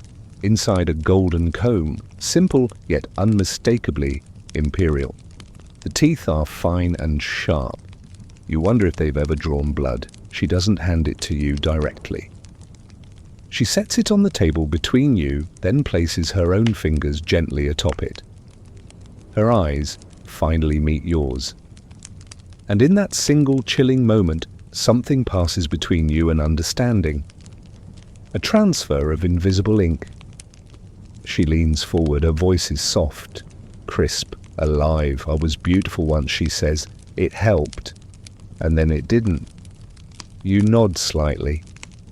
What does one say to that? "I understand" feels presumptuous. "I'm sorry" feels dangerous, she continues. "They will want you quiet." Not in speech, no, they adore your voice right now. But they will want your mind quiet, your instincts muffled, your wit brushed aside like pollen. You tilt your head. "And if I don't let them?" She lifts the comb. "You shine too brightly," she says, placing it carefully into your palm. "Don't outshine him." Your fingers close around the comb's cool weight. "I don't intend to," you say honestly. Her expression softens just a little, enough to suggest that she wasn't warning you out of malice. Maybe not even out of jealousy, but out of something more dangerous, memory. "There was another bride," she murmurs, "years before me. She laughed too freely. The palace loved her until it didn't." You feel the shift, the way her voice slides off the edge of its own story, a pause that leaves too much unsaid. What happened to her? She smiles. She laughed once too loud, at the wrong man's joke. A breeze passes through the room, rippling the silk along her sleeves like a ripple on a pond. You remember what your father said before you left. The palace gives nothing freely. And now the palace gives you this. The silent queen. A golden comb, a warning as delicate as poison. She rises, turns and walks out without another word. Your maid enters a few moments later, breathless. You look like you saw a ghost. You look down at the comb. "No," you whisper, "but I may have just met one in progress." That evening you place the comb on your vanity beside the tortoise figurine and the button from the emperor. Each item on the table feels heavier now, like breadcrumbs leading to a story no one wants you to find. At dinner, Theophilos notices your quiet mood. Something wrong. "Just thoughtful," you say. "Your stepmother visited." He pauses mid-bite. "Did she offer you a comb?" You raise an eyebrow. "That's a thing." He nods slowly. "It means she's acknowledged you." It also means she's measuring your steps. Watch her. She walks only in shadows now, but she once danced. You study him. Do you fear her? He doesn't answer right away. "Then I fear what she gave up to survive." You lie awake that night. The palace seems to breathe around you. Not the warm, sleepy breath of a lover, but the shallow, careful breath of something ancient, something calculating. And you wonder if every bride who came before you had her own version of this night. A golden object, a cryptic warning, a comb that could just as easily draw blood as smooth your hair. You close your eyes and let sleep drag you down, whispering promises in languages no longer spoken. You are the bride now. You will be remembered. But the question that echoes through your dreams is not how, it's by whom. You find the library by accident. Well, half accident, half stubborn curiosity, and a complete disregard for directional advice from Melania, who once again insisted, never turn left after the Hall of Saints. Naturally, you turned left, twice. You'd been trying to find the tapestry chamber. There was a rumour someone embroidered a subtle political insult into the depiction of St. Procopius, but instead you stepped into a corridor that smelled of dust, lemon oil, and something older. Books. Not the ceremonial kind bound in gold leaf and read aloud once a century. These smell like the back of a monastery, like forgotten thoughts, like ideas that went bad in storage. No guards, no velvet rope. Just a dark walnut door cracked open, inviting in that suspiciously cinematic way that should scream trap. You push it open anyway. The room is colder than the hall, even though the sun slants in through a single arched window. It's tall, narrow, and lined with shelves that reach into shadow. There's a small writing desk in the corner, and curiously a jug of water that looks recently filled. Someone's been here. You step inside. Scrolls and codices spill from every surface. Greek, Latin, Persian, and one labelled in a script you don't even recognise. A few are wrapped in protective linen. Others lie open corners curling ink, faded to whispers. Your fingers twitch. You know you shouldn't touch anything, so naturally you do. One scroll contains a list of imperial census data goat-to-soldier ratios for some reason. Another details the proper order of oils for blessing a bridge olive, first apparently, then sesame. You chuckle. Bureaucracy is eternal. But then you see it. A small book spine, split pages, brittle but legible. Its cover is red leather and it bears no title. You open it slowly. There, in careful handwriting, is something that chills your blood more than any threat or prophecy could. Your name, your full name, spelled correctly, in your mother tongue. Dated nearly 30 years ago, you sit hard on the nearest stool which creaks in protest. The entry is brief. Today the astrologers speak of a girl born far east, unnoticed, unsung. She will enter the palace under a different moon. A name we nearly forgot. A thread to be watched. You reread it 3 times. No one knew your birth would matter, not even your parents. You were born during a quiet harvest in a quiet town in a region more known for olives than omens. And yet, someone wrote this. You flip through the pages. Most of the book is filled with similar notes, cryptic observations, references to dreams, eclipses, court births, and deaths. Some pages are torn out, others smudged with fingerprints. One mentions the silent queen, still no voice, but the mirror remains. You shiver. Before you can continue reading, a sound stops you. Footsteps. You close the book, tuck it beneath your robe, and glide to the door. You peek out. No one, just the echo. But echoes here are tricky. You return the book the next morning. You're not reckless, just persistent. This time you stay longer. You notice a pattern on the shelf, labels, tiny symbols marked into the wood. A star, a fig leaf, a snake. You run your fingers across the snake-carved shelf. There's a hidden latch. Of course there is. Behind it a drawer containing only one item. A torn page. A diary maybe. Or a letter. Never sent. It begins with, "She looked at me as if she already knew what I would become." You read it twice. The handwriting is rushed, slanted, oddly familiar. You flip it over. On the back, another note, smaller, almost an afterthought. "Do not let her near the garden chapel. She already knows too much." You exhale, carefully fold the paper back, slide it into the drawer, close the latch. The palace hums around you. Nothing has changed, but everything has. That night, you ask Theophilos about the library. "The little one in the north wing," he says casually. "It's mostly ignored. Too drafty." You raise an eyebrow. Someone's keeping it very organized for a forgotten room. He smirks. "You've discovered the palace's worst-kept secret. Everyone has a secret study, even the peacocks. They just don't write anything down." You say nothing about the book with your name, not yet. Instead, you tell him, "I think I like this place better when it's not trying to impress anyone." Samey says, "It's more honest in the corners." Before you leave for bed, he reaches into his tunic and hands you something, a ribbon, simple silk, the color of pomegranate skin. "I found it in a drawer in my old room," he says. "Don't know why I kept it. It just felt like it would mean something one day." You tie it around your wrist.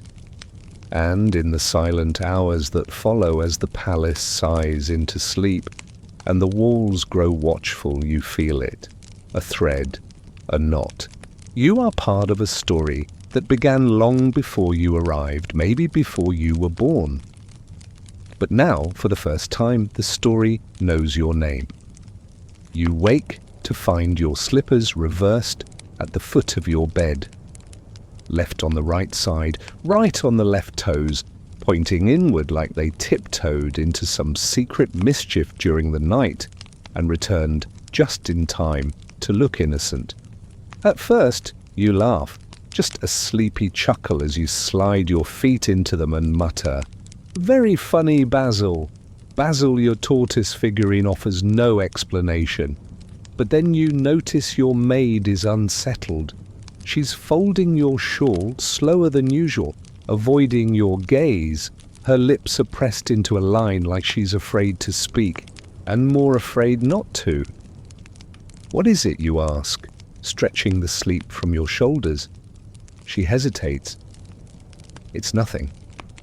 Only some say when your slippers reverse themselves, it's a sign of what? That you've returned from somewhere else." You blink. "I haven't gone anywhere." She nods. "Exactly right. Later you mention it to Theophilos in passing while sharing a dish of candied almonds in the shaded archway that's become your unofficial meeting place. Someone reversed my slippers last night, you say. Apparently I've been on a ghost journey." He tilts his head, amused.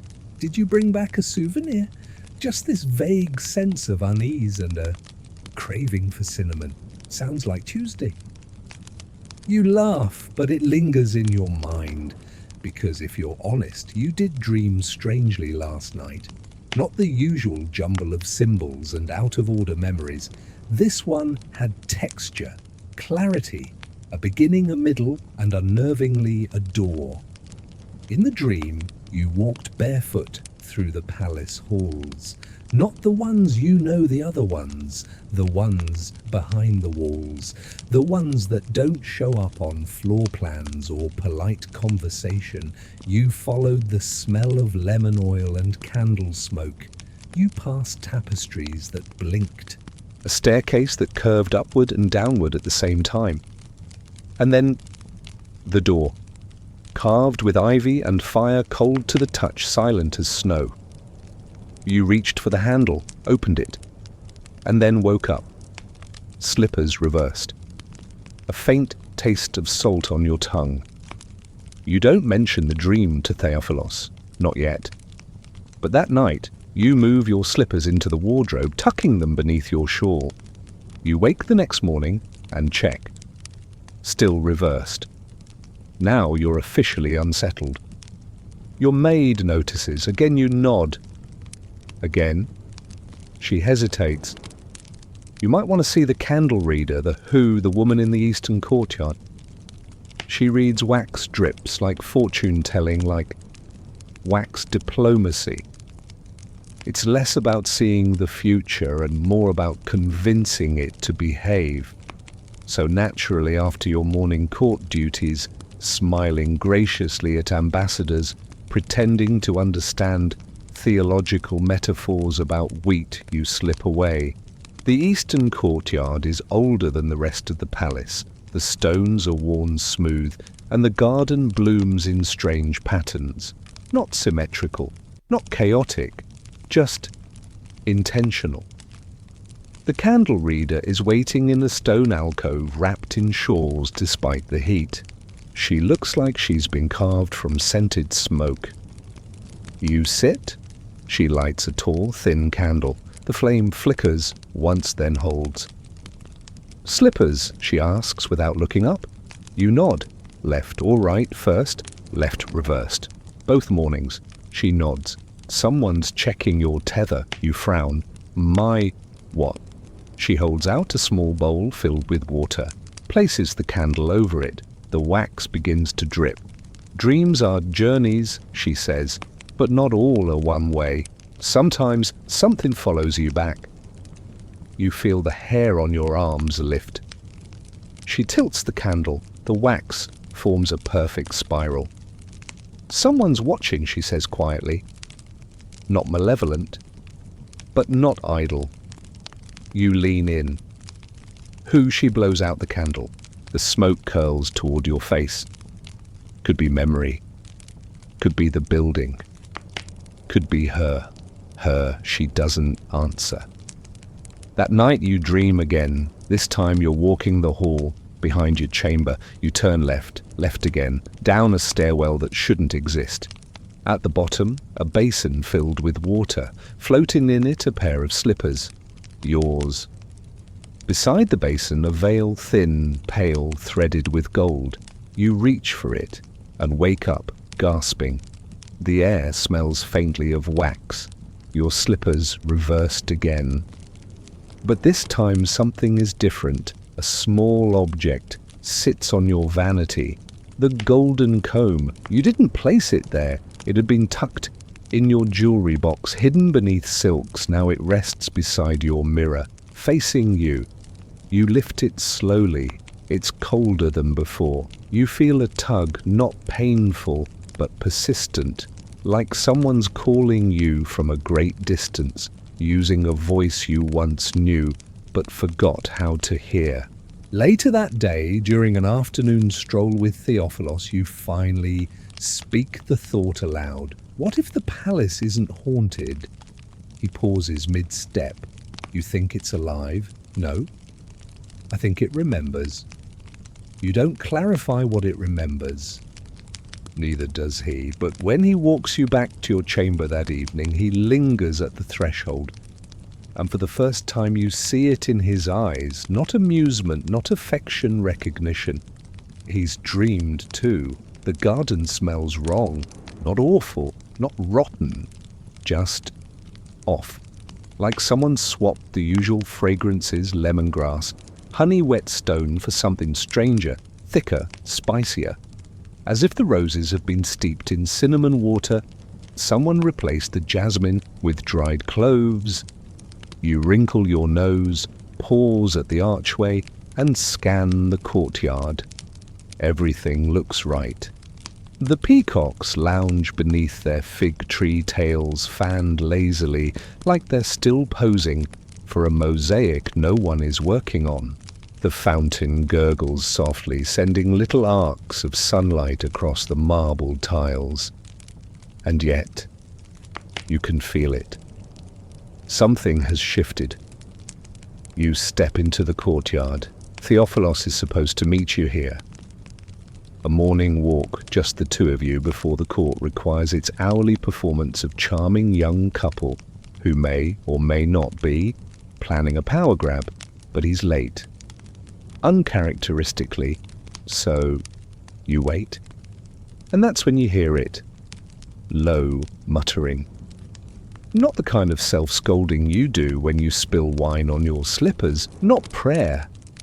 Something else. Dry syllables spoken too close to the ground, like someone is trying to have a conversation with the soil. You follow the sound around the corner, past the citrus trees beyond the mosaic bench with the ever-crumbling dolphin tail. There, just beside the marble lattice that separates the rose terrace from the old storage path, you see him. A palace eunuch. Small, stooped, dressed in wine-red robes with frayed cuffs. You've seen him once or twice at formal dinners, always at the edge of the room, never speaking. Now he's kneeling beside a planter, muttering, pouring something into the dirt from a tiny black glass vial. You clear your throat. He freezes, then slowly turns his head. He smiles too widely, too quickly. "Ah, my lady, lovely morning, isn't it, just tending to the garden? So many aphids these days." You glance at the vial. He's tucked it away, but you caught the scent. Not oil, not fertilizer. Venom. "Where's the head gardener?" you ask casually. "Oh, taking a rest." "Bad knee." You nod slowly. He has 3 knees. The eunuch blinks. "Pardon?" "Because I passed him earlier, in the herb courtyard. Looked fine." A pause. The eunuch shifts. "Ah, of course, I must have mistaken the day." He rises, bows, and retreats too quickly for someone who just claimed to be doing nothing. You crouch beside the planter. The soil is darker than the others, wetter. You touch a leaf. It wilts in your hand. Later you find Theophilos in the map room arguing with a senator about grain routes. He turns as you enter mid-sentence and excuses himself before the senator finishes his complaint about barge congestion and the moral decay of figs. "What is it?" he asks, ushering you behind a marble screen. "Someone poured something into the rose planters, and they didn't want to be seen doing it." His brows knit. "Who?" You describe the eunuch, the robes, the voice. He said aphids. It smelled like almond and salt. Theophilus goes still. "Almond and salt, that's not for plants." You nod. "That's peacock poison." You blink. "That's a thing." He sighs. "Everything's a thing here."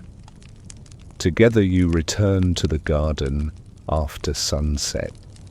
The air is cooler now, but the scent still lingers just under the surface.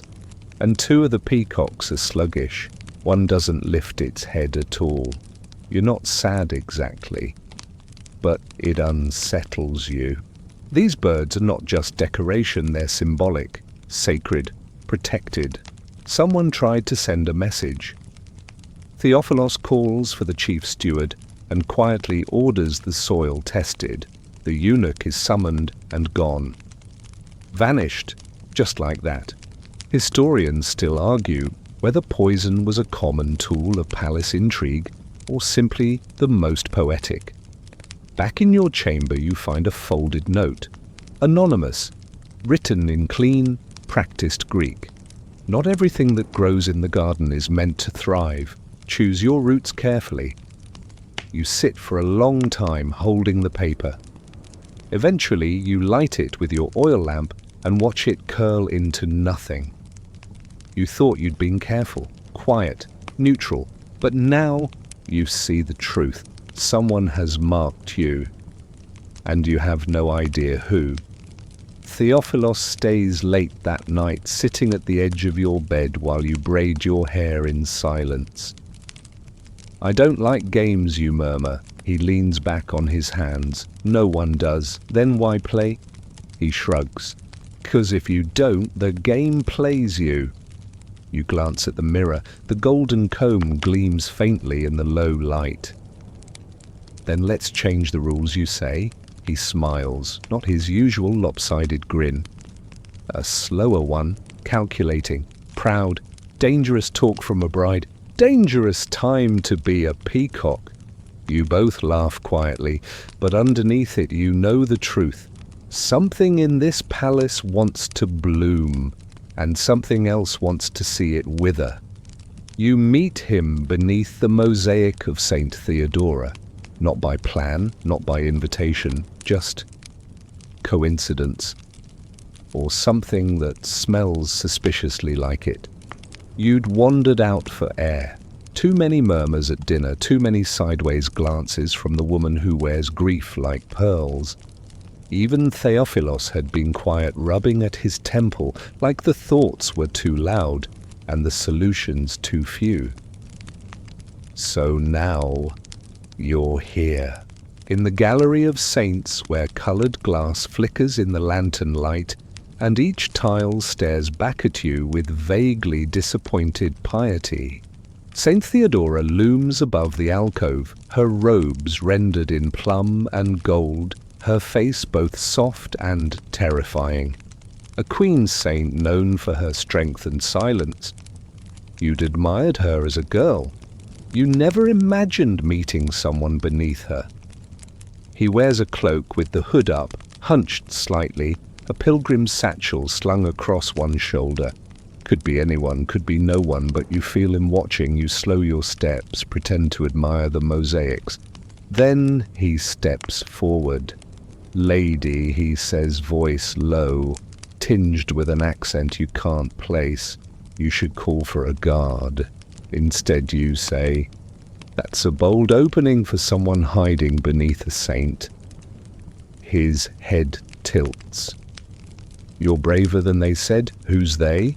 He reaches into his cloak, not quickly, slowly, carefully, produces a small scroll bound in grey ribbon.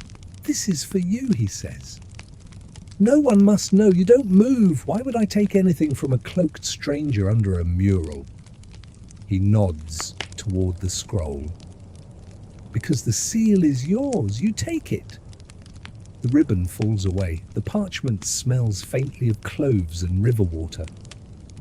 You turn it over. They're pressed into wax, your family crest. One only used before your mother's death, before your name was rewritten for court. Your blood goes cold. You look up. Who gave you this? But he's already gone. You rush to the window, nothing. No footsteps, no shadows. The hall outside is empty, but for an old maid sweeping dust in circles. Back in your chamber you unravel the scroll. It's not long, just a few sentences. Your mother did not die of fever. She knew something she should not. The same people who silenced her now smile at your wedding. You read it again and again. You sit on your bed, hands trembling. Because no one speaks of your mother here. She was quiet. Sweet. Died when you were barely 10. The official story was fever. A short one, 3 days. But there had been whispers. A sudden carriage ride before she fell ill. Letters she never sent. A diary you were never allowed to keep. Now this.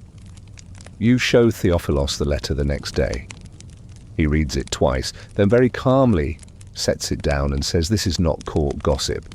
No, this is a declaration of war." You nod. He pinches the bridge of his nose, and you received it alone, under Theodora. You raise an eyebrow. "I don't choose where cloaked men approach me. I'm not hosting a festival," he groans. "I knew something felt off yesterday." One of the gardeners was dismissed abruptly. No explanation, no replacement. You glance at him. Are you suggesting a link between Poison Rose's reversed slippers and my mother's fever? He doesn't answer, which means yes. That night, you sleep uneasily. Your dreams are full of mosaics that blink and scrolls that unfurl endlessly. The Saint Theodora mosaic opens its eyes, speaks in your mother's voice. They buried the truth but not the seeds. You wake before dawn. There's something in your hand, not a scroll this time, a ring, gold with a pearl set in the center, tiny like a tear that hardened. Your mother's. She used to wear it on a ribbon around her neck. You haven't seen it in years. Thought it lost its clean, untarnished. Placed in your palm while you slept. The comb gleams faintly from the vanity. You rise. Dress. Tie the ribbon from Theophilos around your wrist. You visit the gallery again. Theodora stares down, unmoving. But now, you swear the gold in her mosaic robe looks just a little warmer. There's a place beneath the city where water hums like memory. You find it 3 days after the letter led by a map, scribbled on the back of a palace bread ledger and tucked curiously into your boot by someone you still haven't seen. Theophilos helps you decipher it. It's not a map, exactly, more like a suggestion in lines of metaphors, a shape drawn with soft curves and cryptic phrases. One of them reads, "Below the basilica past the lion's jaw where candles burn without flame." He frowns. Either we're headed to a secret meeting or very elaborate poem about plumbing. You opt for both. You take the route at night, slipping from your chamber with a cloak borrowed from your maid and a torch wrapped in oiled cloth. Theophilos joins you, of course. He always does when it matters. "Are we breaking rules?" you whisper as you pass the chapel stairwell. "Technically," he says. "But I'm a prince. I'm allowed to redefine rules." Charming, convenient. You find the entrance behind an old stable marked only by a lion carved into stone, a drinking fountain no longer used with a rusted basin and a dry spout. You push on the jaw. It clicks. A trapdoor opens. Naturally, the stairs beneath smell of wet stone, old wax, and the kind of secrets that haven't seen sunlight in generations. Your torch sputters but holds. The air grows damp as you descend the walls, narrow, and the sounds of the palace fade into silence. Then light, not bright, not fire, a low, eerie glow. You emerge into a massive space-arched ceiling supported by thick columns, the floor, ankle-deep in still dark water. The cistern. Theophilos exhales. I've heard of this. An old bathhouse.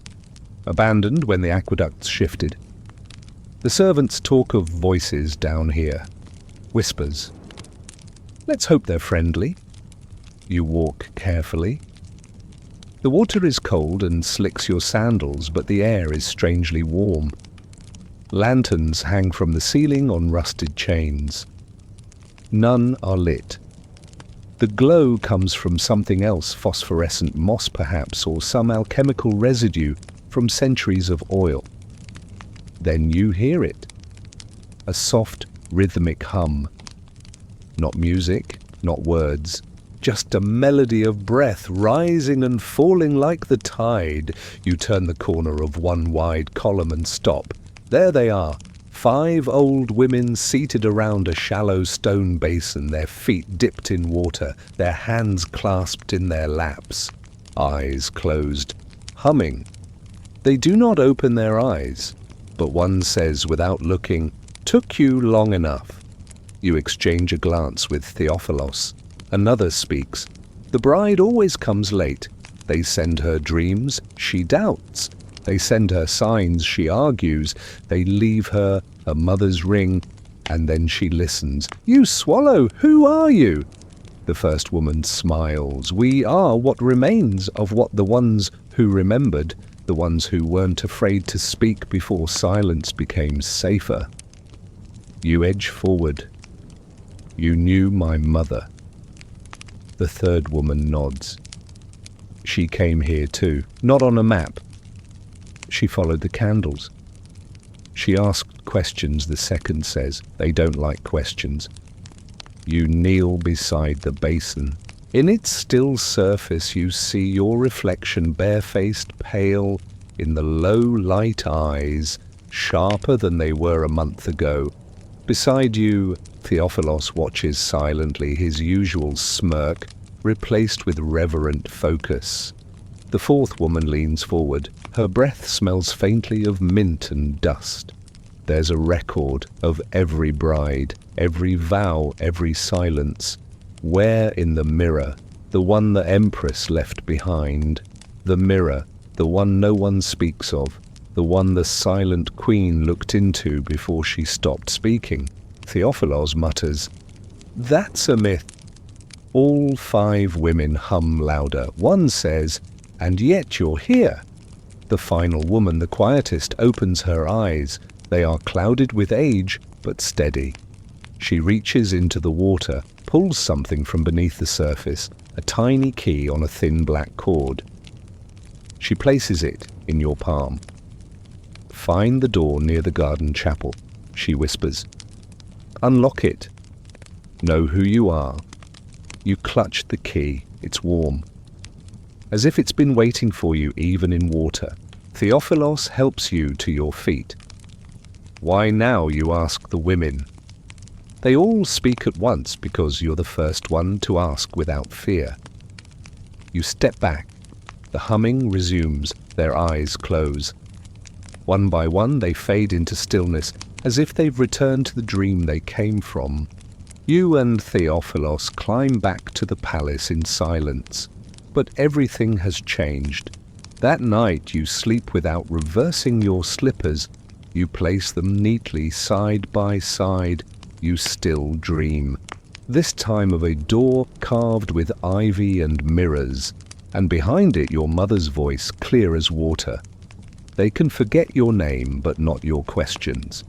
Spies, it turns out, come in many forms. Some wear velvet slippers and smile too brightly at court banquets. Others pose as monks with wine-stained scrolls and oddly modern vocabulary. And some purr when you scratch behind their ears and leave feathers in places no bird has been. You learn this on a Tuesday, which is fitting, really. Tuesdays always feel like they're waiting to turn on you. You're sitting in your chamber, combing through old festival records. You found them beneath a bust of a forgotten emperor whose beard looked like seaweed when your maid enters with a face like someone just told her the bread has teeth. She curtsies too deeply. "My lady, there's something unusual about Melita." You blink. Melita, your silk maid, the quiet one with the neat hands and the disapproving eyebrows. She's been with you since week 1, knows your sleep schedule, adjusts your hems without asking, once scolded you for trying to dry your own hair. What about her? She doesn't exist. You stare. Come again. Your maid wrings her hands. "I spoke to the palace records clerk. There's no listing for a Melita assigned to your wing. There's no Melita on any servant roll, no training papers, no dormitory assignment, nothing." You pause. "She brings me tea every morning." "I know. Where is she now?" "Your maid swallows. She said she was going to polish the embroidery brushes." You both look toward the door. She's gone, of course. You and Theophilos spend the evening piecing things together. Melita appeared the same day the tortoise figurine arrived on your table. She never speaks unless spoken to.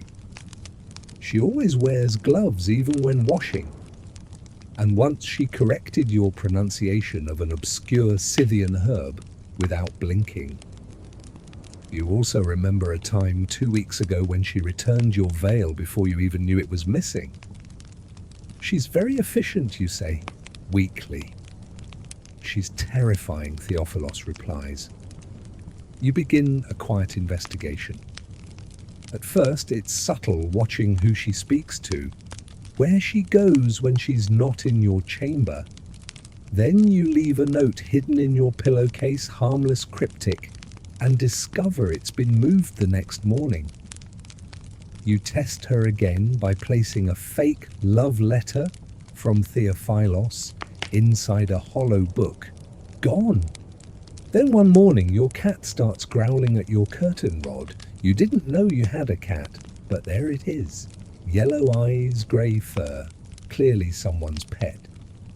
It hisses at the wall and bats something invisible. You reach up. Find a folded scrap of parchment tucked into the curtain lining. It's blank. You hold it to the candlelight. Slowly ink appears. The cat is loyal to no one. You drop it. Later, you ask Theophilos about cats. Don't trust them, he says immediately. We had one that predicted every ambassador's departure by throwing up in their lap. Sounds useful. It was eventually made an honorary admiral. That tracks. You nickname the cat Admiral Whisper. He begins sleeping on your windowsill. At night, he curls beside your boots like a suspicious loop of fog. Then one evening, Melita returns. She's carrying your robe, freshly brushed her face, calm as ever. You decide to confront her. You wait until your chamber is quiet. Then ask very softly, "Who sent you?" She freezes, not dramatically, not obviously, just the smallest twitch. She places the robe over your chair. "You mean with the tea?" You stand. "No, with the key, with the tortoise. With the scroll hidden in the tapestry seam." Melita says nothing. "Then you're not ready yet. Ready for what she meets your eyes, and for the first time you see something behind them. Not malice, not loyalty, something older. Memory. They'll come for you soon," she says. "When they do, don't run. Just walk slowly and ask the right question." Then she's gone, vanished into the corridor like mist. You alert no one, not even Theophilos, not yet. Because you're starting to understand. This isn't a single plot. It's a woven web, and some of the threads are made of silk. The next day, the cat brings you a dead mouse. Inside its mouth, a ribbon.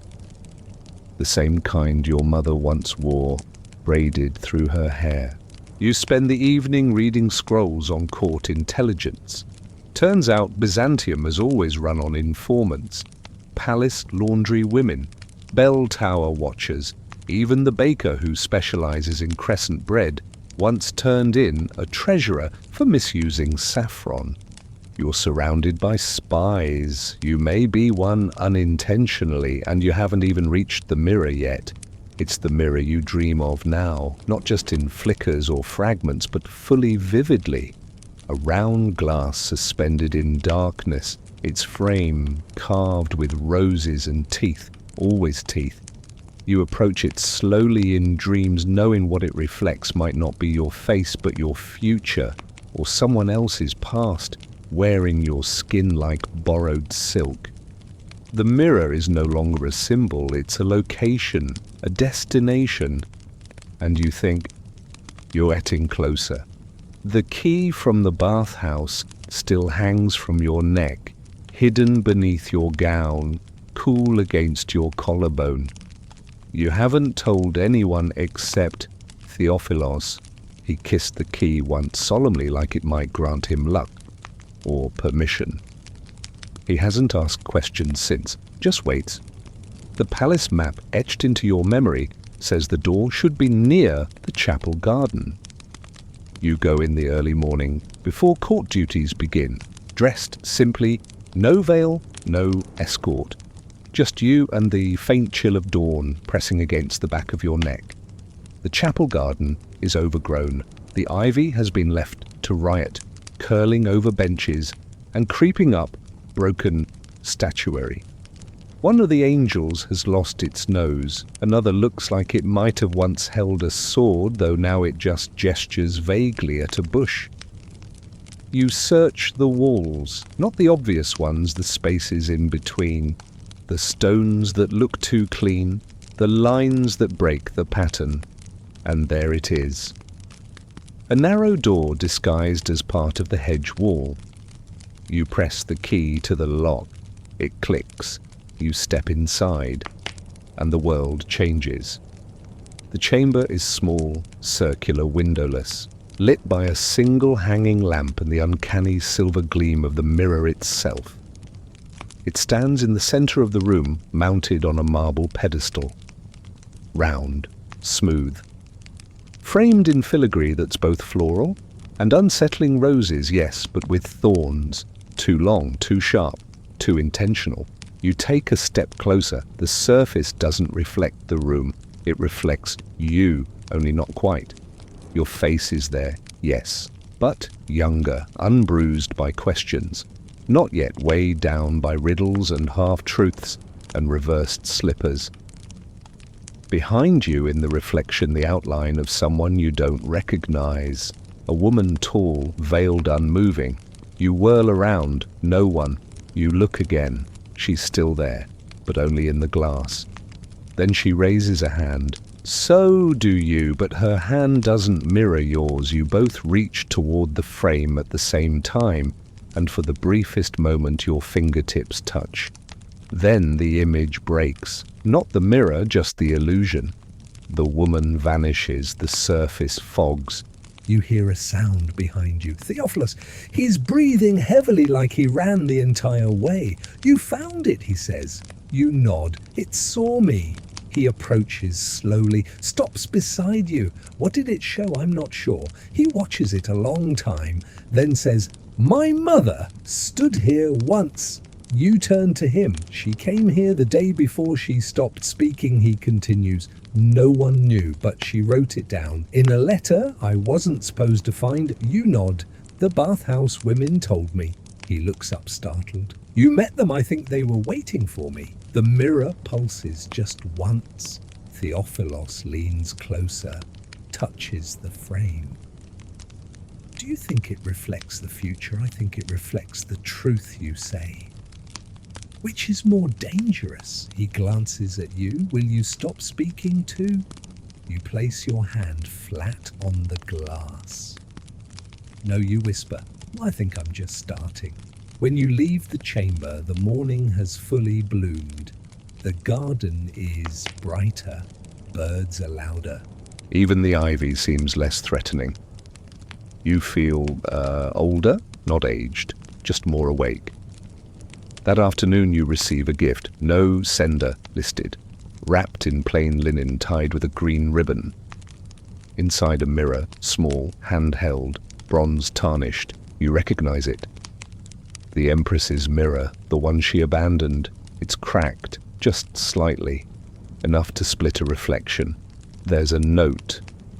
For the next time you forget which version of yourself you're becoming. You stare into the bronze, your face fragmented, one half smiling, the other watching. The feast begins with figs. Of course it does.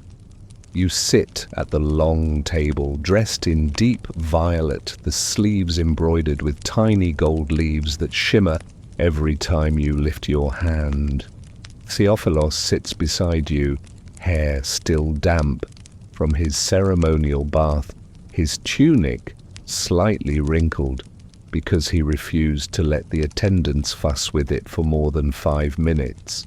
Across from you, senators, scholars, generals, a bishop with very shiny rings and no understanding of volume control. The walls are hung with tapestries of ancient battles and imperial weddings. The wine flows, the harpists pluck soft meandering notes. The roasted quail smells like cinnamon and pine. And the figs, perfect.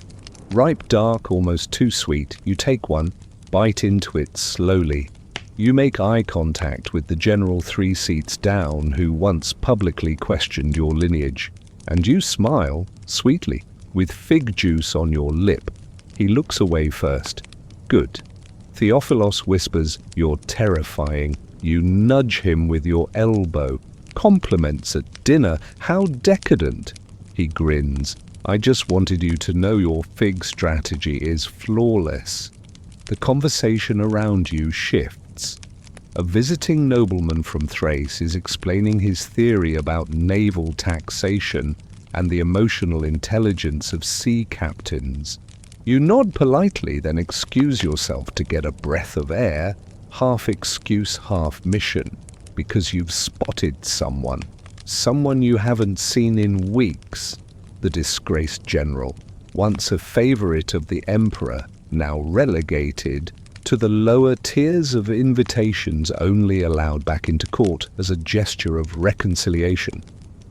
He sits alone at a side table, tearing his bread into perfect squares and dipping them into a bowl of something green and regrettable. You approach. He stiffens. You sit anyway. He bows his head. My lady, you're not eating the figs, you say. They gave me 4. That sounds personal. It usually is. You pause. Then softer. You served my mother's cousin, didn't you? He looks up surprised. Yes. She trusted you. I trusted her. You glance at the bowl. What happened? He's silent for a moment. Then I listened when I should have spoken, and I spoke when I should have vanished. You nod. That's usually the order. He gives a brief smile. You reach into your sleeve and place something on the table between you. A fig. Perfect. Unbitten. Gleaming in the torchlight. He stares at it. Then at you. What is this, he asks. Forgiveness, you say. Or an invitation, maybe both. He doesn't move for a long moment. Then quietly he picks up the fig, places it in a pouch at his belt. He nods once, not to you, to the space between you. A thank you he isn't ready to speak out loud. You return to the table. Theophilos gives you a look. That was diplomatic. He knew my mother, you say. That doesn't mean he can be trusted, no, but it means he can be remembered. The second course arrives spiced lamb and a complicated salad with too many pomegranate seeds. A poet is introduced and the room hushes. He recites a verse about storms and silk and the sound of voices trapped in stone. But you're not listening anymore, you're thinking about that fig.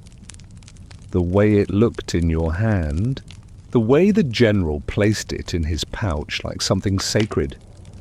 You're thinking about how forgiveness can be a tool, not a weapon, not exactly, but something sharp nonetheless. Later you're asked to stand and offer a toast. You rise. Your voice is clear, calm. I offer not a toast, you say, but a question. The room stills. You smile.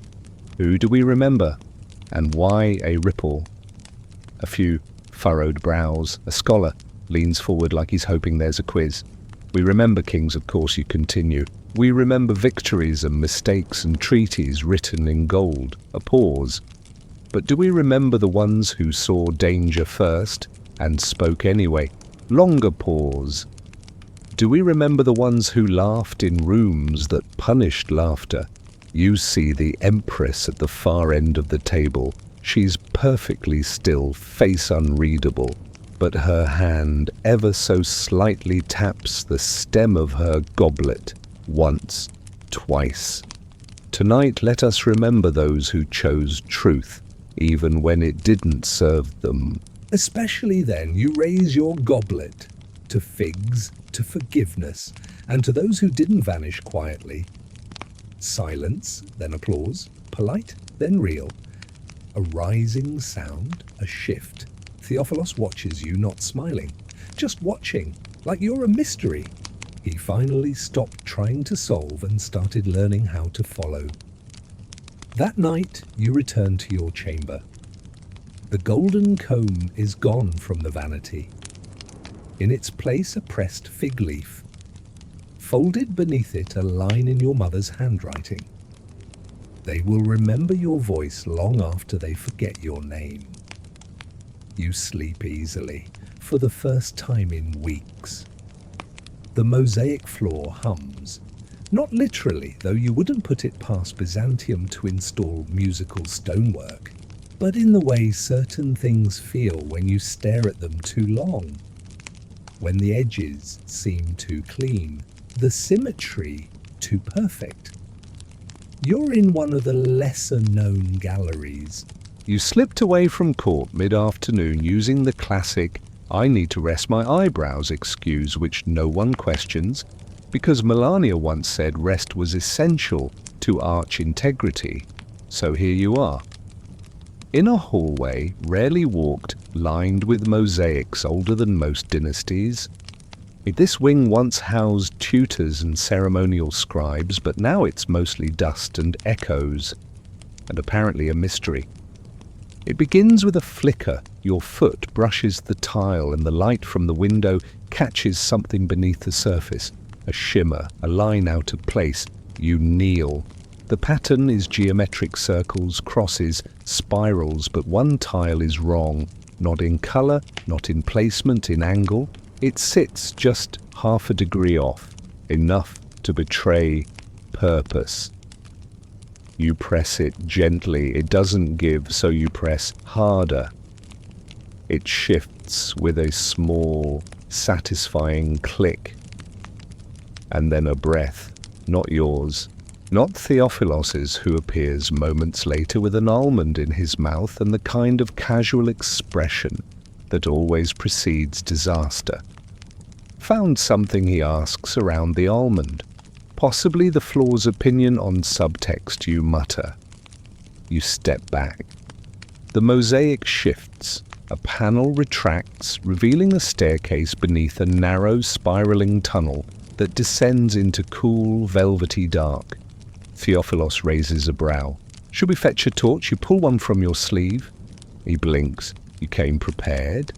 You smile. I'm a bride of Byzantium. We're always half expecting trapdoors. You descend together. The air grows cooler. The walls are carved stone, etched with symbols that look vaguely Coptic, vaguely heretical, and definitely discouraged by the current archbishop. At the bottom, the staircase opens into a chamber. It's not large, just enough room for 2 or 3 people. Shelves line the walls, filled not with scrolls but with tiles. Loose mosaic pieces. Some broken, some painted. Each set into its own velvet-lined tray like relics. At the center, a table. Upon it, a single square of mosaic, newer than the others. Gold flecks embedded in glass. You brush your finger across it, words carved faintly. A bride's path is never straight. You look at Theophilos. This is a message. He's already lifting a tray. Beneath it, maps, not of the empire, not of provinces or ports, of rooms, hidden corridors, concealed staircases, passages behind walls, and marked in red ink your chambers, the garden, the forbidden library, the room with the mirror. He exhales. Someone's been tracking everything. You open another tray, inside a ledger, a list of names, mostly crossed out, until you find one written cleanly, yours. Next to it, a word you haven't seen in centuries-old Greek, reinstated. Theophilos peers over your shoulder. Do you know what that means? You nod slowly. It means someone believed I'd failed, but now they think I haven't. He looks at you. And what do you think? You stare at the mosaic in your hand. I think this wasn't a gallery. It was a testing ground. There's a silence. Then he says, "We should leave something." You glance at him. For whoever comes next, he adds, in case they're as confused as we were. You consider, then you take the almond he never finished, wrap it in a scrap of silk torn from your sash, and place it on the shelf beside the ledger. A symbol, a sign, a joke, and a truth all in one. You ascend the staircase with the sense that the palace just told you a secret it's never dared to whisper before. And when you step back onto the mosaic floor, it looks different, not literally. But now, when the light shifts, the wrong tile glints just faintly as if winking. That night you place your slippers beneath your bed, not reversed, and when you wake, they're untouched. But the tiles beneath them, one has shifted, just slightly. A single word carved into its edge, faint as breath closer. Rain. Not the gentle kind that slips through the olive trees with poetic restraint, but the loud, confident kind that drums on rooftops like it's trying to remind the palace who's really in charge. You're at the window when it starts, watching the clouds roll in your hand, curled around a cup of something warm and honeyed. Below the courtyards blur peacocks sulking under fig leaves, gardeners bolting for cover, one poor scribe protecting his scrolls like they're royal infants. It's a rare downpour. And in Byzantium, rare always means ominous. You don't mind. The rain gives you cover, because today you have a plan. You've spent the last 2 weeks unraveling clues, tracking messages, listening to whispers, not meant for ears, still attached to living heads. And it all points to one place, the Empress's personal archive. Not the public one, with golden seals and imperial charters arranged alphabetically. The real one, the one behind the red tapestry in the southern wing, the one that hasn't been mentioned in official records since before your mother's death, the one with no key, no guard, and no welcome, except you have a key, a mosaic key, made of memory timing and the sheer stubbornness of a woman who's had just about enough of unanswered questions. Theophilos meets you at the back hallway near the tapestry. He's wet from the rain, which only makes him look more like a reluctant myth, dark curls dripping tunic clinging to his shoulders, an expression that says, "I'm supporting this, but I'm not happy about it." "You know this is madness," he says. "Almost certainly," you reply, "and yet I'm here because you like my tea." He sighs, "Because I like your mind." You smile. Then pull back the tapestry. The wall is blank, at least that's how it appears, until you press the mosaic tile from the hidden chamber against the upper left corner. Click. A seam appears. Vertical, thin. The wall slides open, and behind it stairs, always stairs. "This place really loves its descents," Theophilos mutters. You begin to climb down. The stairwell is dry despite the rain outside. The air smells faintly of lavender and wax. Someone tends this place even if no one admits it exists. At the bottom, a chamber, octagonal, lined with books and scrolls. At its center, a large stone table with carved edges. Symbols spiral across its surface. Byzantine Egyptian, something older still. This is no ordinary archive. You approach the table. On it, a single object, a box, wooden, locked, etched with the imperial crest, but more importantly, etched with your family crest. A smaller one, almost hidden beneath the lacquer, like a signature someone tried to bury. You run your fingers along the lid, then insert the small key from the mirror chamber. It fits, clicks, opens. Inside letters, dozens of them, wrapped in silk tied with wax seals, now brittle with age. You lift the first one. It's addressed to your mother from the Empress. Your breath catches. The ink is delicate, but the words are not "you were right." The girl is different. She remembers what others forget, but memory is a dangerous currency. Another letter. If they ask about the mirror, say nothing. Silence is your safest rebellion. And another, tell her if you ever get the chance not to run from the garden. She is stronger there. Your hand trembles. Theophilos reads over your shoulder. They were planning something. They were protecting something, you whisper. He points to a symbol on the final letter, a rose with its thorns turned inward. It's not just correspondence. It's a code, a record of their alliance. You sift through the box. At the bottom, a folded scrap of parchment, a map, not of the palace, of the city, marked in red, a house tucked in the quarter near the sea. An address you've never heard. You look at Theophilos. Tomorrow, you say. He nods. You close the box, pocket the map, return the letters. As you ascend the stairs, you feel it again. Not fear, purpose. The rain still falls when you emerge, but now it sounds different, like applause. The house near the sea isn't marked on any official map. It sits like a forgotten tooth at the edge of the district known as the Silken Reach, where trade barges dock, where markets whisper louder than churches, where fabrics hang like flags from windows dripping with colour and secrets. The map from the archive leads you here, through twisting alleys and sea-salted streets, past vendors hawking figs and dried fish, and one very suspicious jar, labelled only Pickled Potential.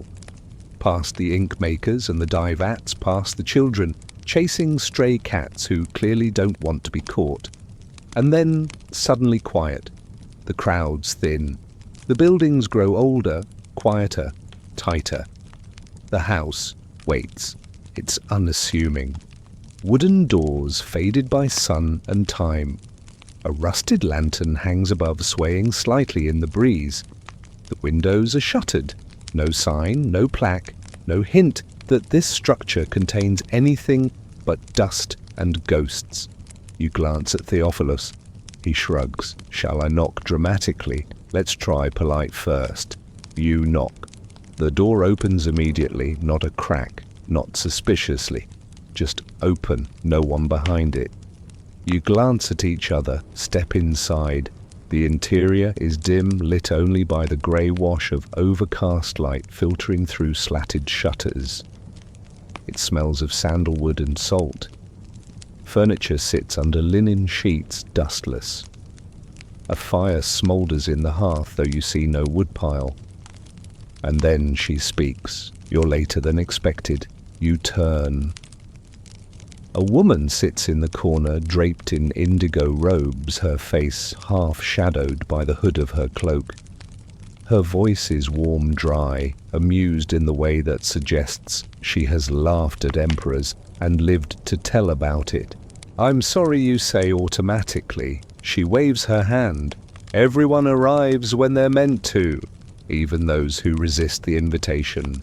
Theophilos asks, Are you the archivist? She snorts. Once, before the archive moved, before the Empress restructured silence, you study her face, old but not fragile, sharp. Her eyes gleam like someone who knows how to make a knife out of memory. You knew my mother, you say. More than that, she replies. She left this for you. From beneath her cloak, she draws a bundle wrapped in oilskin, inside another letter, and a necklace. Not just any necklace, your necklace. The one your mother used to wear every spring, carved bone beads, a single green stone in the center. You lift it gently. It was hers, you murmur. She said you'd need something to remind you who you were before they started calling you names that didn't belong to you. You unfold the letter. Your mother's handwriting again, but the tone here is different. Not warnings, not riddles, just her. My darling girl, if you're reading this, you've come farther than I ever could.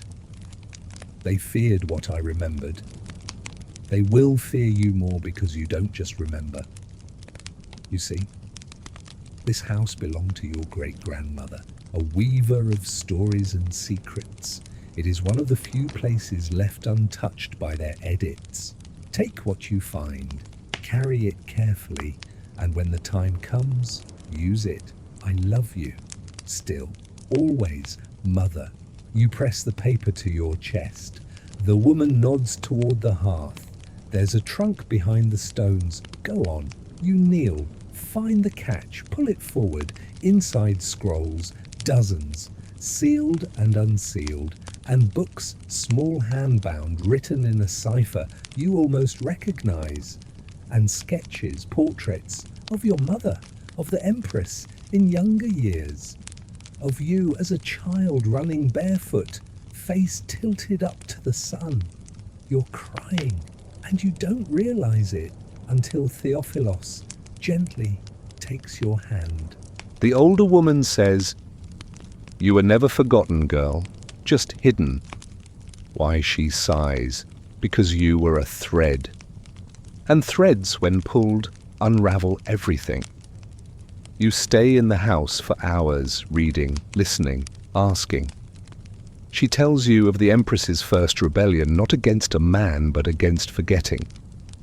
How she created a network of women sworn to preserve memory in secret.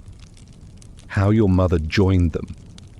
How the mirror wasn't just a tool of truth, it was a portal for preservation. A way to encode memory, not just reflect it. But it came with a cost, she says. What kind of cost? She glances at Theophilos. Love. Sometimes truth pushes love away. You squeeze his hand. He doesn't let go. When you leave, the sky is clear. No rain, no fog, just light. You carry the necklace in your pocket, the letter in your sleeve, and the feeling that you've just stepped out of the past and into your name. You wake up with the sea still in your ears. Not the literal sound your chamber is far from the shore, but the echo of it, like salt, has settled in your dreams and refuses to leave. You taste it on your lips. You feel it behind your eyes. The house near the docks did something. Opened a door that can't be closed. Not fully. You sit up slowly. The morning is soft. Gold light pours through your window. Admiral Whisper is curled near your feet, snoring faintly. There's a scroll on your bedside table, though no one claims to have placed it there. You already know what it says. The moon is turning. Prepare the mirror. You blink, read it again. Prepare how, shine it, feed it incense.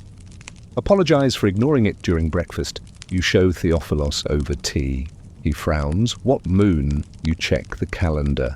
That night is the blood moon, a rare eclipse that Byzantines tend to interpret as either divine wrath or a particularly dramatic theatre premiere. Theophilos says, "My mother used to fast on blood moon days," said the veil between worlds thinned. You stir your tea, which is a polite way of saying weird things happen. That afternoon, you visit the mirror chamber. It hasn't changed. Still round, still watchful, still framed in roses that might bite if you're not careful. But now, when you step inside, you feel pulled, as if the room has begun to recognize you. You approach. The mirror ripples once. You don't touch it, just watch. Your reflection looks the same. Almost. But behind it, in the depths of the glass, you see rooms, a shifting labyrinth, passages you haven't walked, doors you haven't opened, and figures, faint, ghost smooth. You whisper, "Is this the veil?" The mirror says nothing, but your skin prickles. You reach into your pocket and remove the necklace, the one from your mother. The moment you hold it near the frame, the mirror shivers, then opens. Not dramatically, just enough to reveal a space inside the glass, a world behind it. You step forward and stop. You're not alone. The Empress is already there. Not a reflection. The actual Empress. Standing just beside the pedestal, hands clasped loosely in front of her, draped in mourning robes the color of ash and forgotten ink. She speaks first. "I thought you'd come earlier." You bow because even now, even here, some instincts are too ancient to discard. "I was gathering threads," you say, before pulling. She nods. Wise, most don't. You hesitate. What is this place a memory preserved? She walks toward the mirror. Her reflection doesn't follow. When I chose silence, it wasn't to abandon speech. It was to speak here. You frown. In the mirror, in the memory it holds. A chamber beyond forgetting. She gestures. The mirror shimmers again. You glimpse Faces. Your mothers, the archivist's, the older women in the cistern bath. They're all here, the Empress says, not as ghosts, as remnants. Thought threads left behind. You whisper, "Why me?" She smiles, "Because you remember, and because you ask." Behind her, an image begins to form a vision of the court as it was before your arrival. A younger Theophilos, a council chamber, a debate over succession where your name is never said aloud but hangs in the air like incense. They plan to erase your mother, the Empress says. They almost succeeded. You ask, did you try to stop them? I did something harder, she replies. I remembered her, and I built this. She turns to you. You have the choice now. Keep these memories safe or open them to the world. You hesitate. If I open them, won't that make me a threat? Her smile is slow. You already are. The mirror flashes. For a moment you see your own face, not frightened, not confused, just certain. Then the image fades. The Empress begins to step backward, back into the shimmer of the mirror. When the moon turns red, she says, "Hold the necklace in your palm. Speak your name." And choose. You try to ask her one more thing, but she's gone. The mirror is still again. You breathe. And leave the chamber with your heartbeat echoing louder than your footsteps. That night, the moon begins its turn. Blood orange, rising over Byzantium like a watchful eye. You don't speak. You just place the necklace in your palm and wait. The palace is too quiet. Even the fig couriers, yes, that's a real position move, like they've forgotten how sound works. The peacocks haven't called since dawn. The chapel bells didn't ring the evening chime. Even Admiral Whisper is oddly well behaved, sitting on the windowsill, like a taxidermy tribute to feline patience. You sit in the mirror chamber. The necklace is warm in your palm. The blood moon hangs above the palace, low and swollen and ominous, like a fruit the gods forgot to harvest. Through the narrow window, its red light falls in a soft arc across the floor, painting everything in hushed urgency. You speak your name. Quietly, just once, and the mirror opens. Not with sound, not with flash, but with gravity. A gentle pull, like a dream inviting you in. You step forward, and everything changes. You're not inside the palace anymore, not really. The floor beneath your feet is stone, but not marble. The air is thick with something floral and slightly metallic. You smell myrrh. Smoke. Rain on dry earth. This is the mirror's world. It looks like Byzantium, but slightly undone. The walls shimmer faintly, outlines flicker like unfinished sketches. You're not hallucinating. You're inside the preserved memories of every woman who stood where you now stand.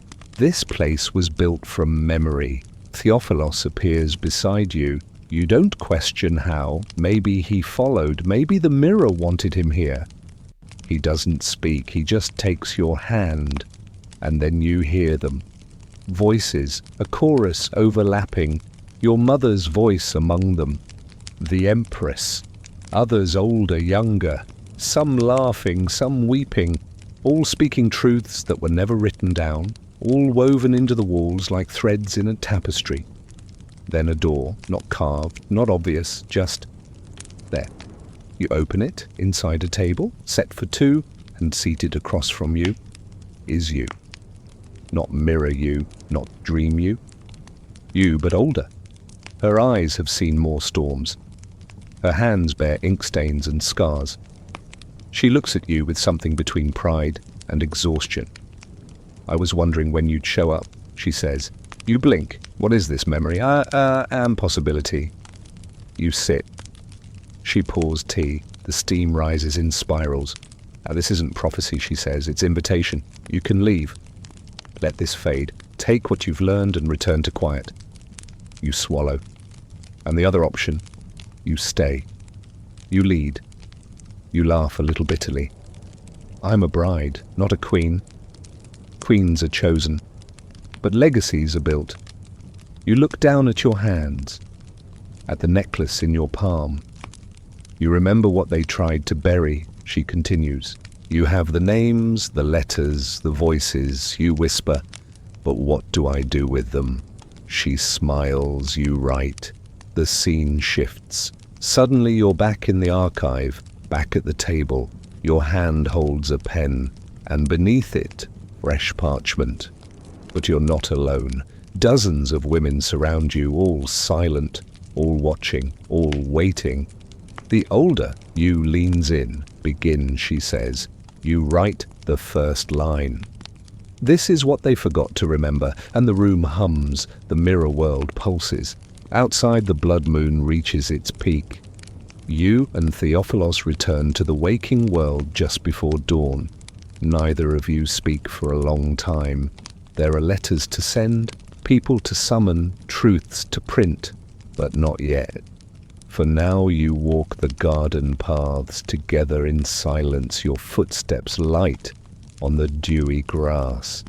Above you the first rays of sun begin to erase the red from the sky, but not from your heart. The memory remains, and now you know what to do with it. Morning comes like a truce. Not victory, not peace, just a pause long enough to catch your breath and choose which truth to wear first. You select a blue gown threaded with silver, understated but deliberate. The color of the sea, your mother used to say, is for women who remember things other people try to forget. You braid your hair with the green stone necklace woven through tucked close against your throat like a secret that hums when you inhale. Today you will not wait for answers. You will summon them. Theophilos is already dressed when he meets you in the council chamber. No wrinkled sleeves, no cocked eyebrow, no almond in his teeth. Just quiet readiness. He says, "Are you sure?" "No." "Good," he replies. "That means you're thinking." The others arrive slowly, the empress robed in her usual silence, the bishop overly perfumed and already sweating, a cluster of advisors each carrying too many scrolls and not enough perspective. They all expect routine. What they get is memory. You place the box of letters on the table. Theophilos unfolds the map from the hidden house. You speak before anyone can interrupt. These records were hidden for decades. Letters between my mother and the empress. Names of every bride who passed through the mirror. Evidence of a network dedicated to preserving memory, women who refused to be erased. The bishop coughs. This isn't proper forum procedure. Neither was her disappearance, you snap. Everyone stills. The empress lifts her eyes, just briefly. You continue. For years we've been ruled by silence, decorated with it, praised for it. But silence isn't virtue, it's a weapon. And it was used to erase my family. An advisor mutters something about protocol. You drop a name from the ledger. Then another. Then another. They go pale. Because these aren't just obscure servants or forgotten mistresses. These are relevant names, revered names. Men and women whose rise came at the exact moment someone else vanished. You pause. Then gently you ask, what else have we forgotten? The room is very quiet. The empress stands. No one expects it.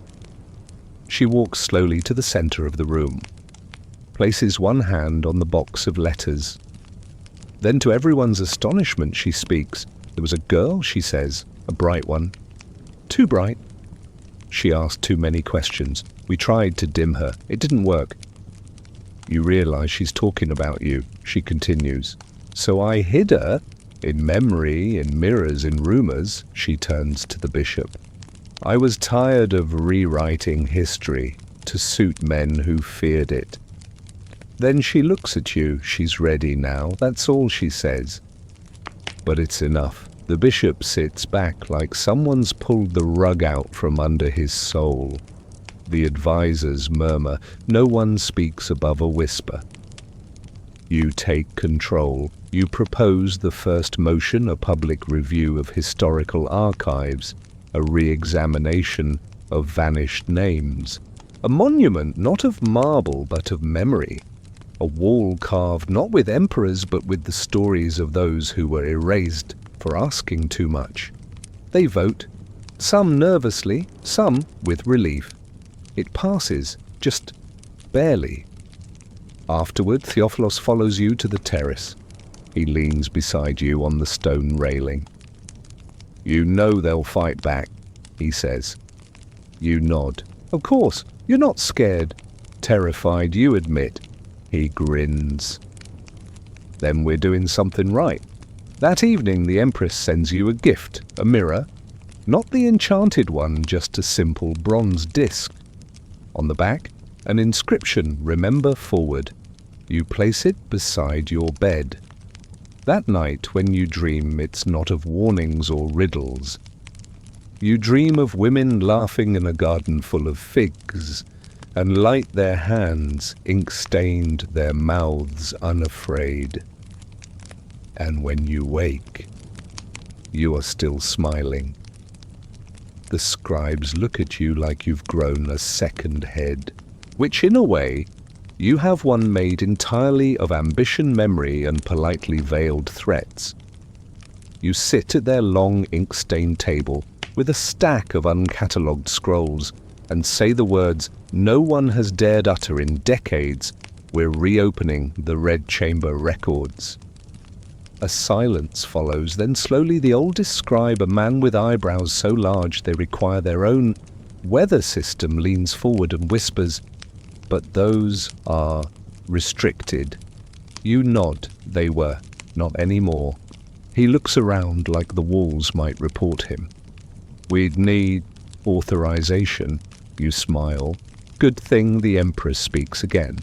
The entire room exhales like a kettle hissing off the stove. You begin with the smallest task, retranslating one forgotten volume of marriage records. It sounds mundane. It's not. Because hidden among the banal details, dates, dowries, ceremonial roles, are the missing brides. The women whose names appear once, then vanish. One scribe, a woman named Lysdra, finds a scroll sealed with purple wax. She breaks it and gasps. "Read it aloud," you say gently.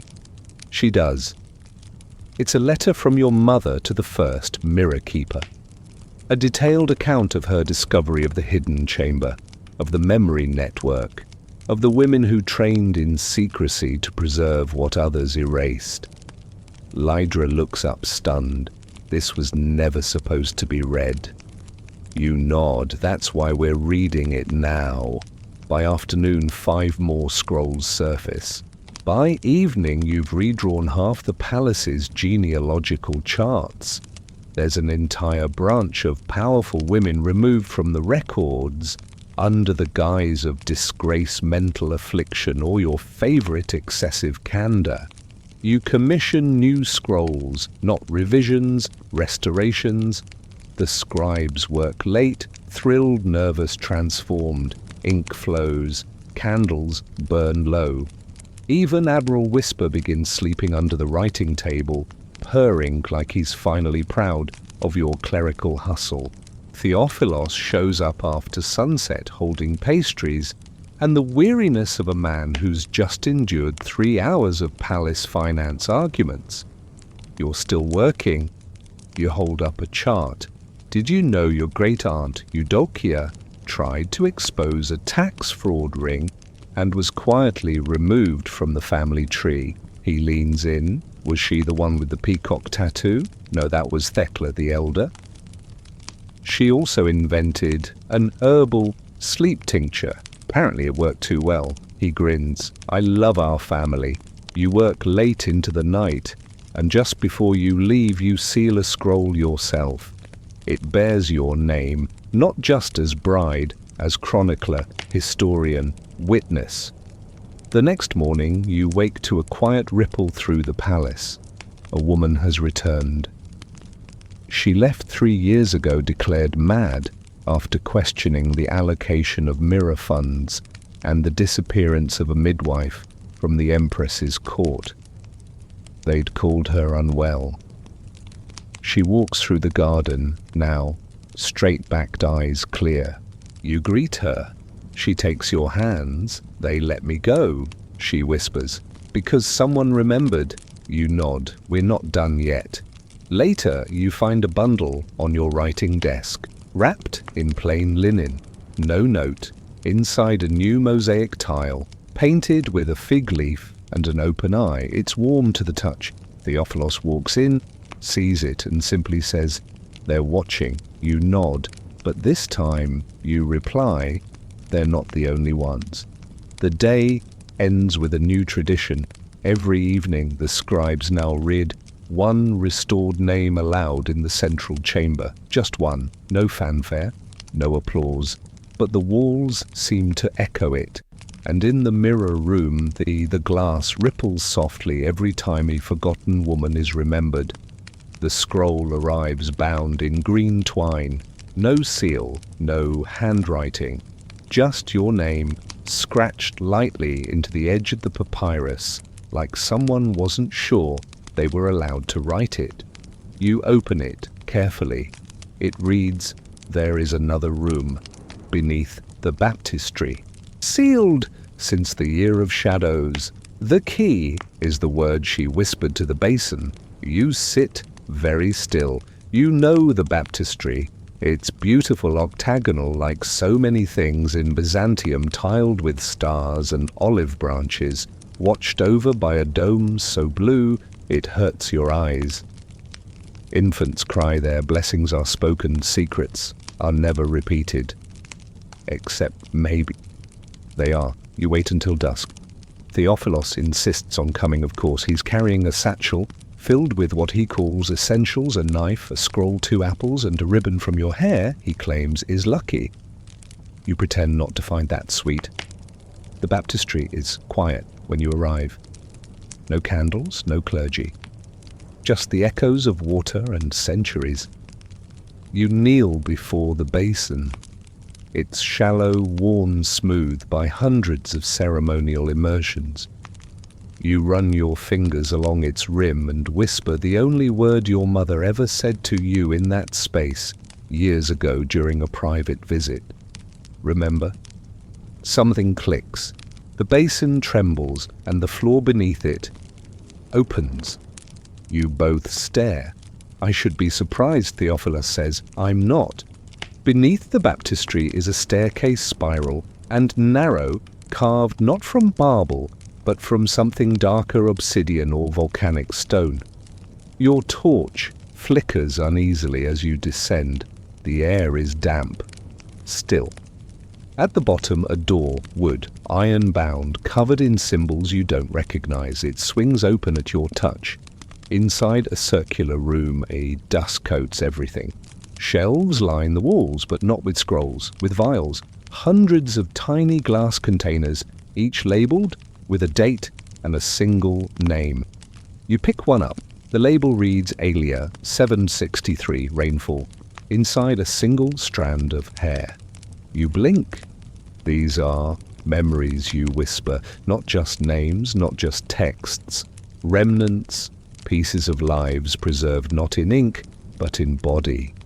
Theophilos holds a vial up to the torch. Is that legal? You smile faintly. Is anything we've done lately? He finds one labelled Theophania, 785 Garden. He looks at you, my grandmother. You nod.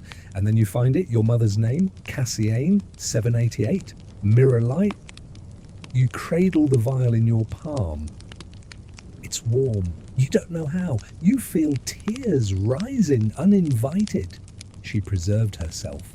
In this forgotten room, Beneath the place where she once named you into this world, you place the vial gently in your satchel, not as evidence, as inheritance. You spend hours cataloguing the room, making lists, noting names, pulling threads.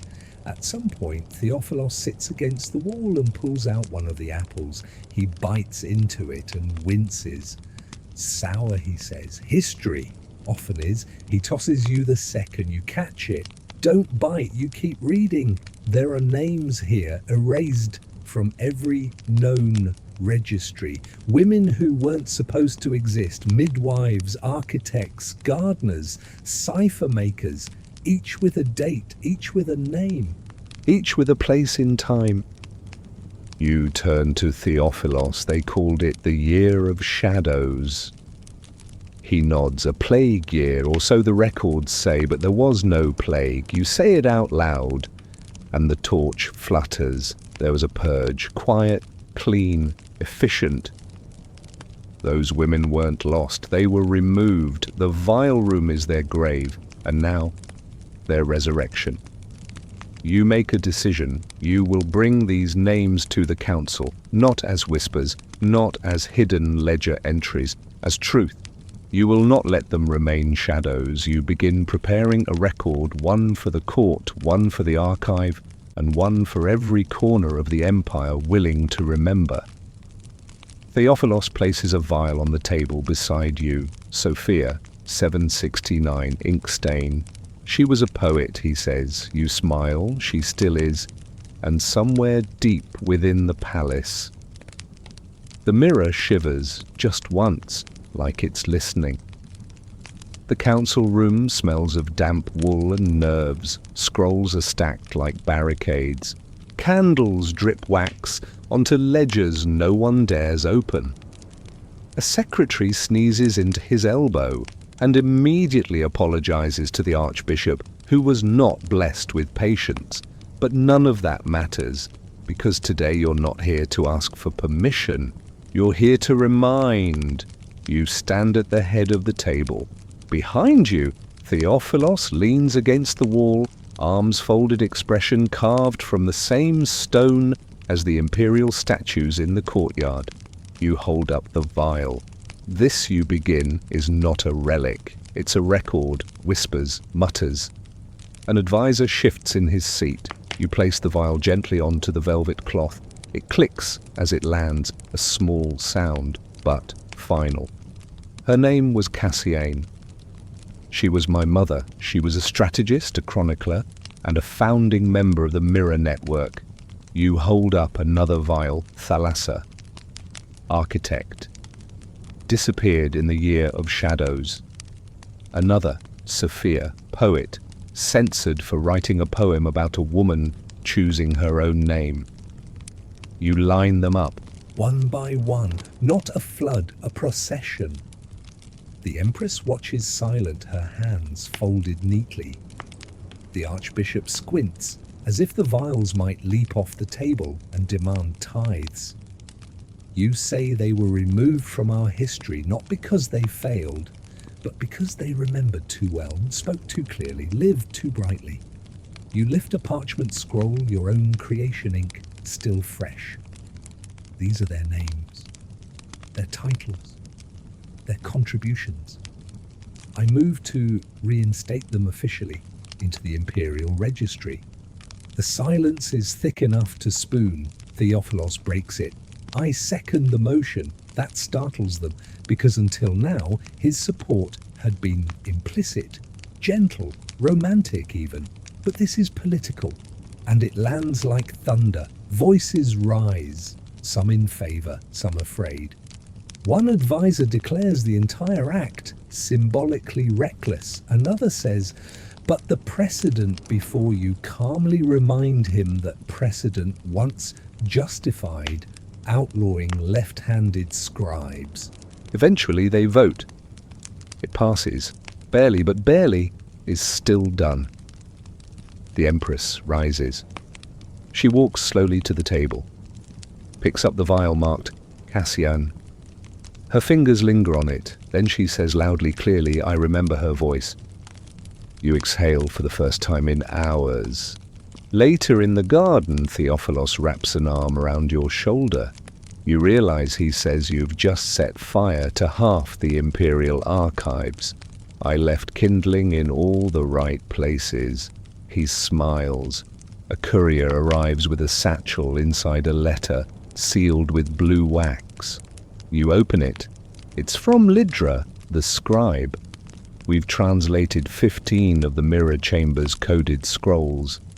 The brides weren't just preserving memory, they were recording patterns, political cycles, power shifts, censorship trends. It's all there, and something else. Instructions for a ceremony. Not religious, symbolic. You read the last line twice. They called it the rite of returning. You fold the letter slowly. What is it? Theophilos asks. A ceremony from the network for those who were erased. His brows lift. A funeral, you shake your head. A welcome, you spend the next days preparing, not alone. The scribes, the empress, even the occasionally grumpy bishop, though he insists on writing a hymn in Dorian mode, join in. You select a courtyard just off the chapel garden, long abandoned, but surrounded by fig trees and morning glories. A perfect place for memory to root. The rite of returning begins at dawn, not with incense, with names, spoken aloud, one by one. Each name released like a thread into the sunlit air. Lydra reads from the scroll. You hold the vials in your hands, and when it's over, when the final name has been spoken, you place the vials gently into a carved reliquary. Not beneath the earth, not behind walls, on a pedestal, in the open. The plaque reads, "Let none be forgotten who remembered." The mirror pulses that night. You feel it in your bones, like the palace is exhaling. And for the first time in generations, the forgotten brides have come home. You don't wake to the usual bird song or Admiral Whisper's disapproving paw to the cheek. You wake to music, faint, threaded through the stones of the palace. A song not sung, but remembered, as if the walls themselves are humming. It's coming from the mirror chamber. You dress quickly, braid your hair with a strip of the fig leaf ribbon someone tucked into your journal last week, still unsigned, but you suspect Theophilos, and slip through the corridors barefoot. No guards, no attendants, just you and the sound. Inside the mirror room, the air is charged, like lightning, but without fear. The mirror is lit from within, glowing softly, not gold, not silver, something in between. A color your eyes know, but your mouth can't describe. You step closer. Reflections bloom, not of you, but of the brides. Hundreds of them. Some young, some old, some cloaked in silk, some in armor, some holding scrolls, some cradling children, some standing with hands clenched around invisible truths. They look at you, not through you, at you. And one by one they nod, not approval, recognition. Behind you, footsteps. Theophilos enters, silent as ever. He stands beside you and watches. They're waiting, he says. For what? For you to answer.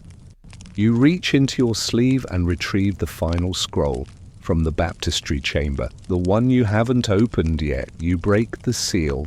Inside is a single line. When memory returns, so does possibility.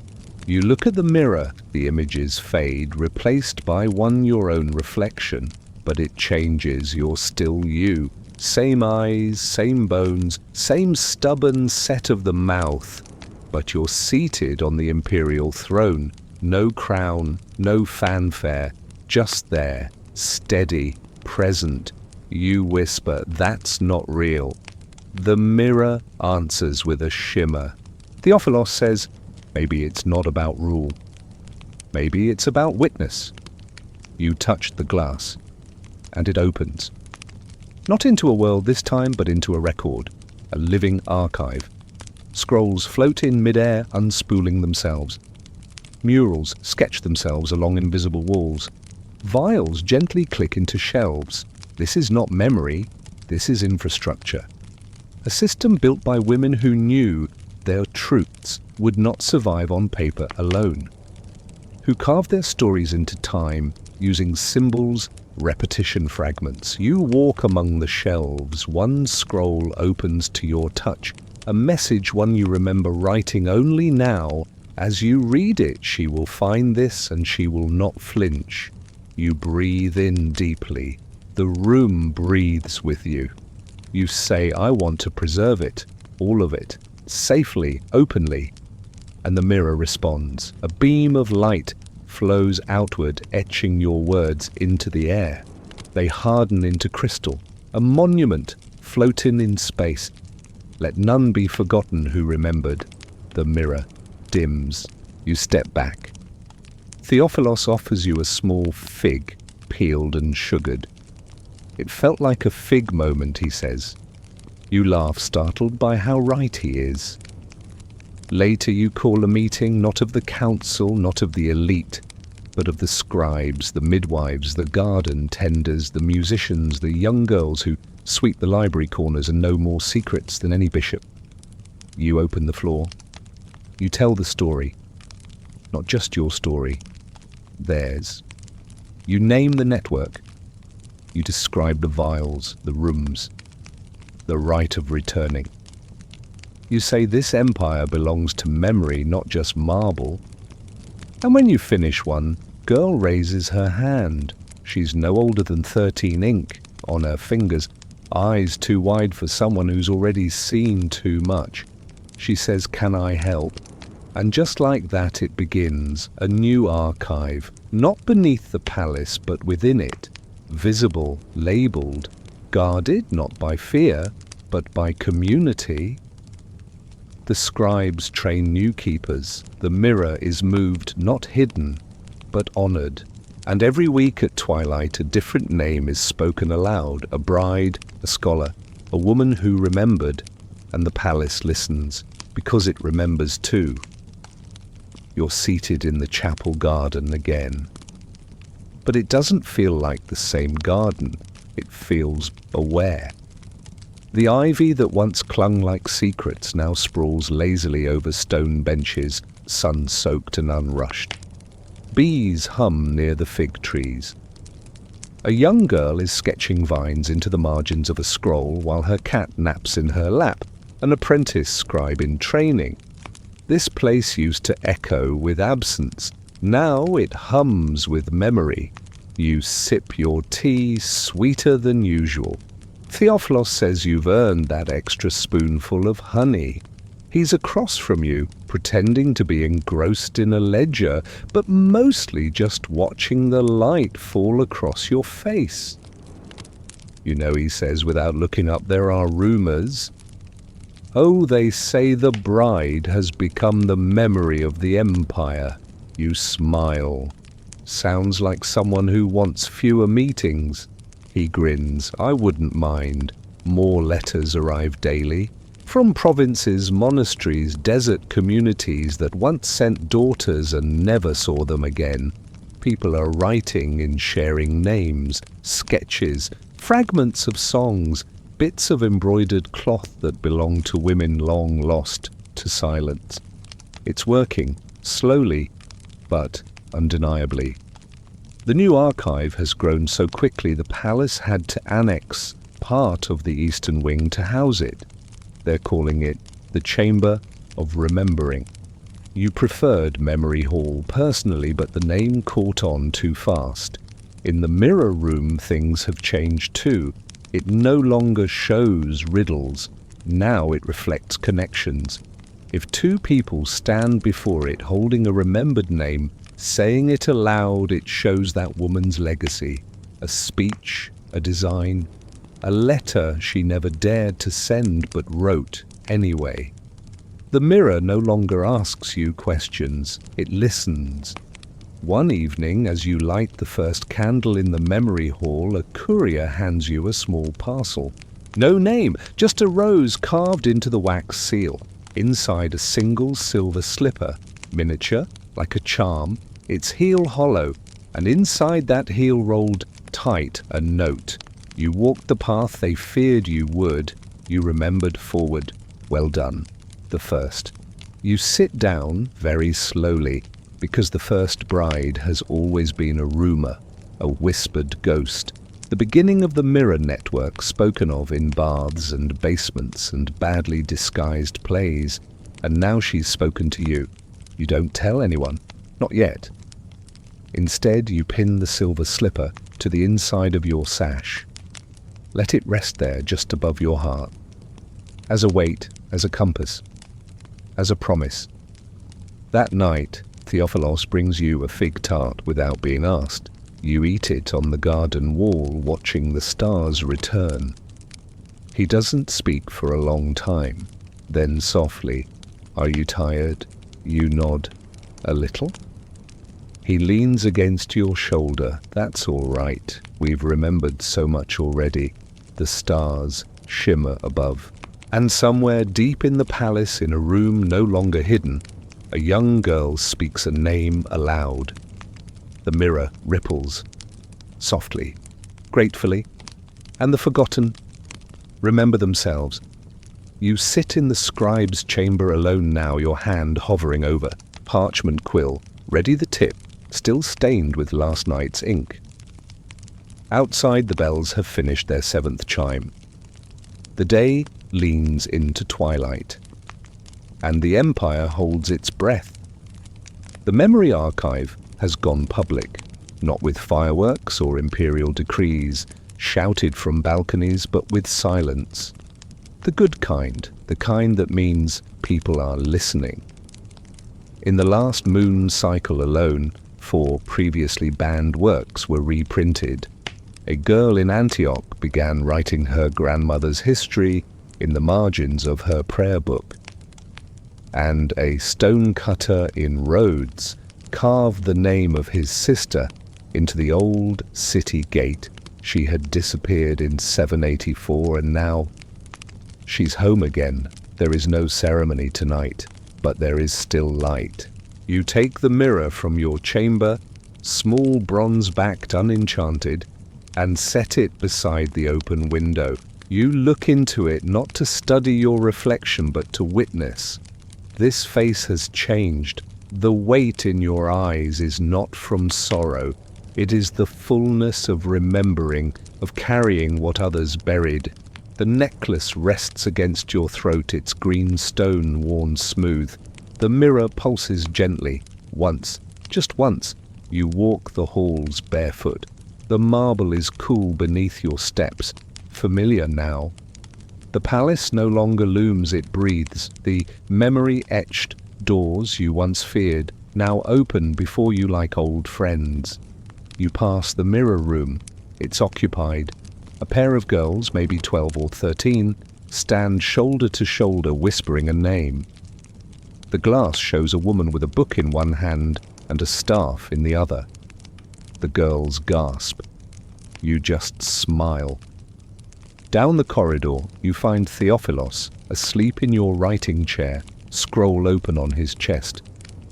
He's drooling slightly. It's unflattering. You love him more for it. You let him sleep. Instead, you slip back into the garden. It is nearly dark. You light one lantern, just one, and sit beneath the fig tree that once held your greatest uncertainty. Now it holds only shade and comfort. The garden hum. Not with danger, not with echoes, with peace. You breathe in, let it out slowly. A final letter rests in your lap. You wrote it days ago, not for the court, not for history, but for her. Your mother. You do not read it aloud. You simply place it on the stone bench beside you, weighted with a sprig of rosemary and a single sugar-glazed fig. It is enough. The moon rises, pale, quiet, free of blood-red eclipses tonight. You feel it in your chest, your bones, your fingers. This empire has changed. not in the ways scholars will record, but in the ways women will remember. The slippers no longer reverse themselves, the mirror no longer tests you, because you have already become the answer. The night drapes itself gently over the palace, soft as velvet and twice as kind. You walk once more through the quiet halls, not as a bride, burdened by secrets, but as a woman at ease with the weight of memory. The footsteps you leave behind aren't loud, but they echo, just a little, in a way that says someone was here, and she mattered. In the garden, fig leaves flutter, the lantern sways slightly in the breeze. Somewhere deep inside the palace, a harp plucks a single note, accidental maybe, or a lullaby for the stones. You sit beneath the tree, your hands loose in your lap, your breathing slow and even, and all around you, Byzantium breathes with you. The night no longer presses, it cradles. You think of the women whose names once disappeared, and how they now rest in the open air, spoken softly by candlelight, written into ledgers, stitched into new tapestries. Not forgotten. Never again. Above the moon moves westward, slow and certain, like a mother tucking in her sleeping child. You close your eyes.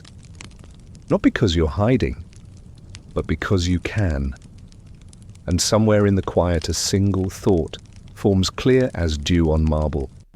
The past remembers you too, and it is content. Sleep now, you've done enough. End of script. Sweet dreams.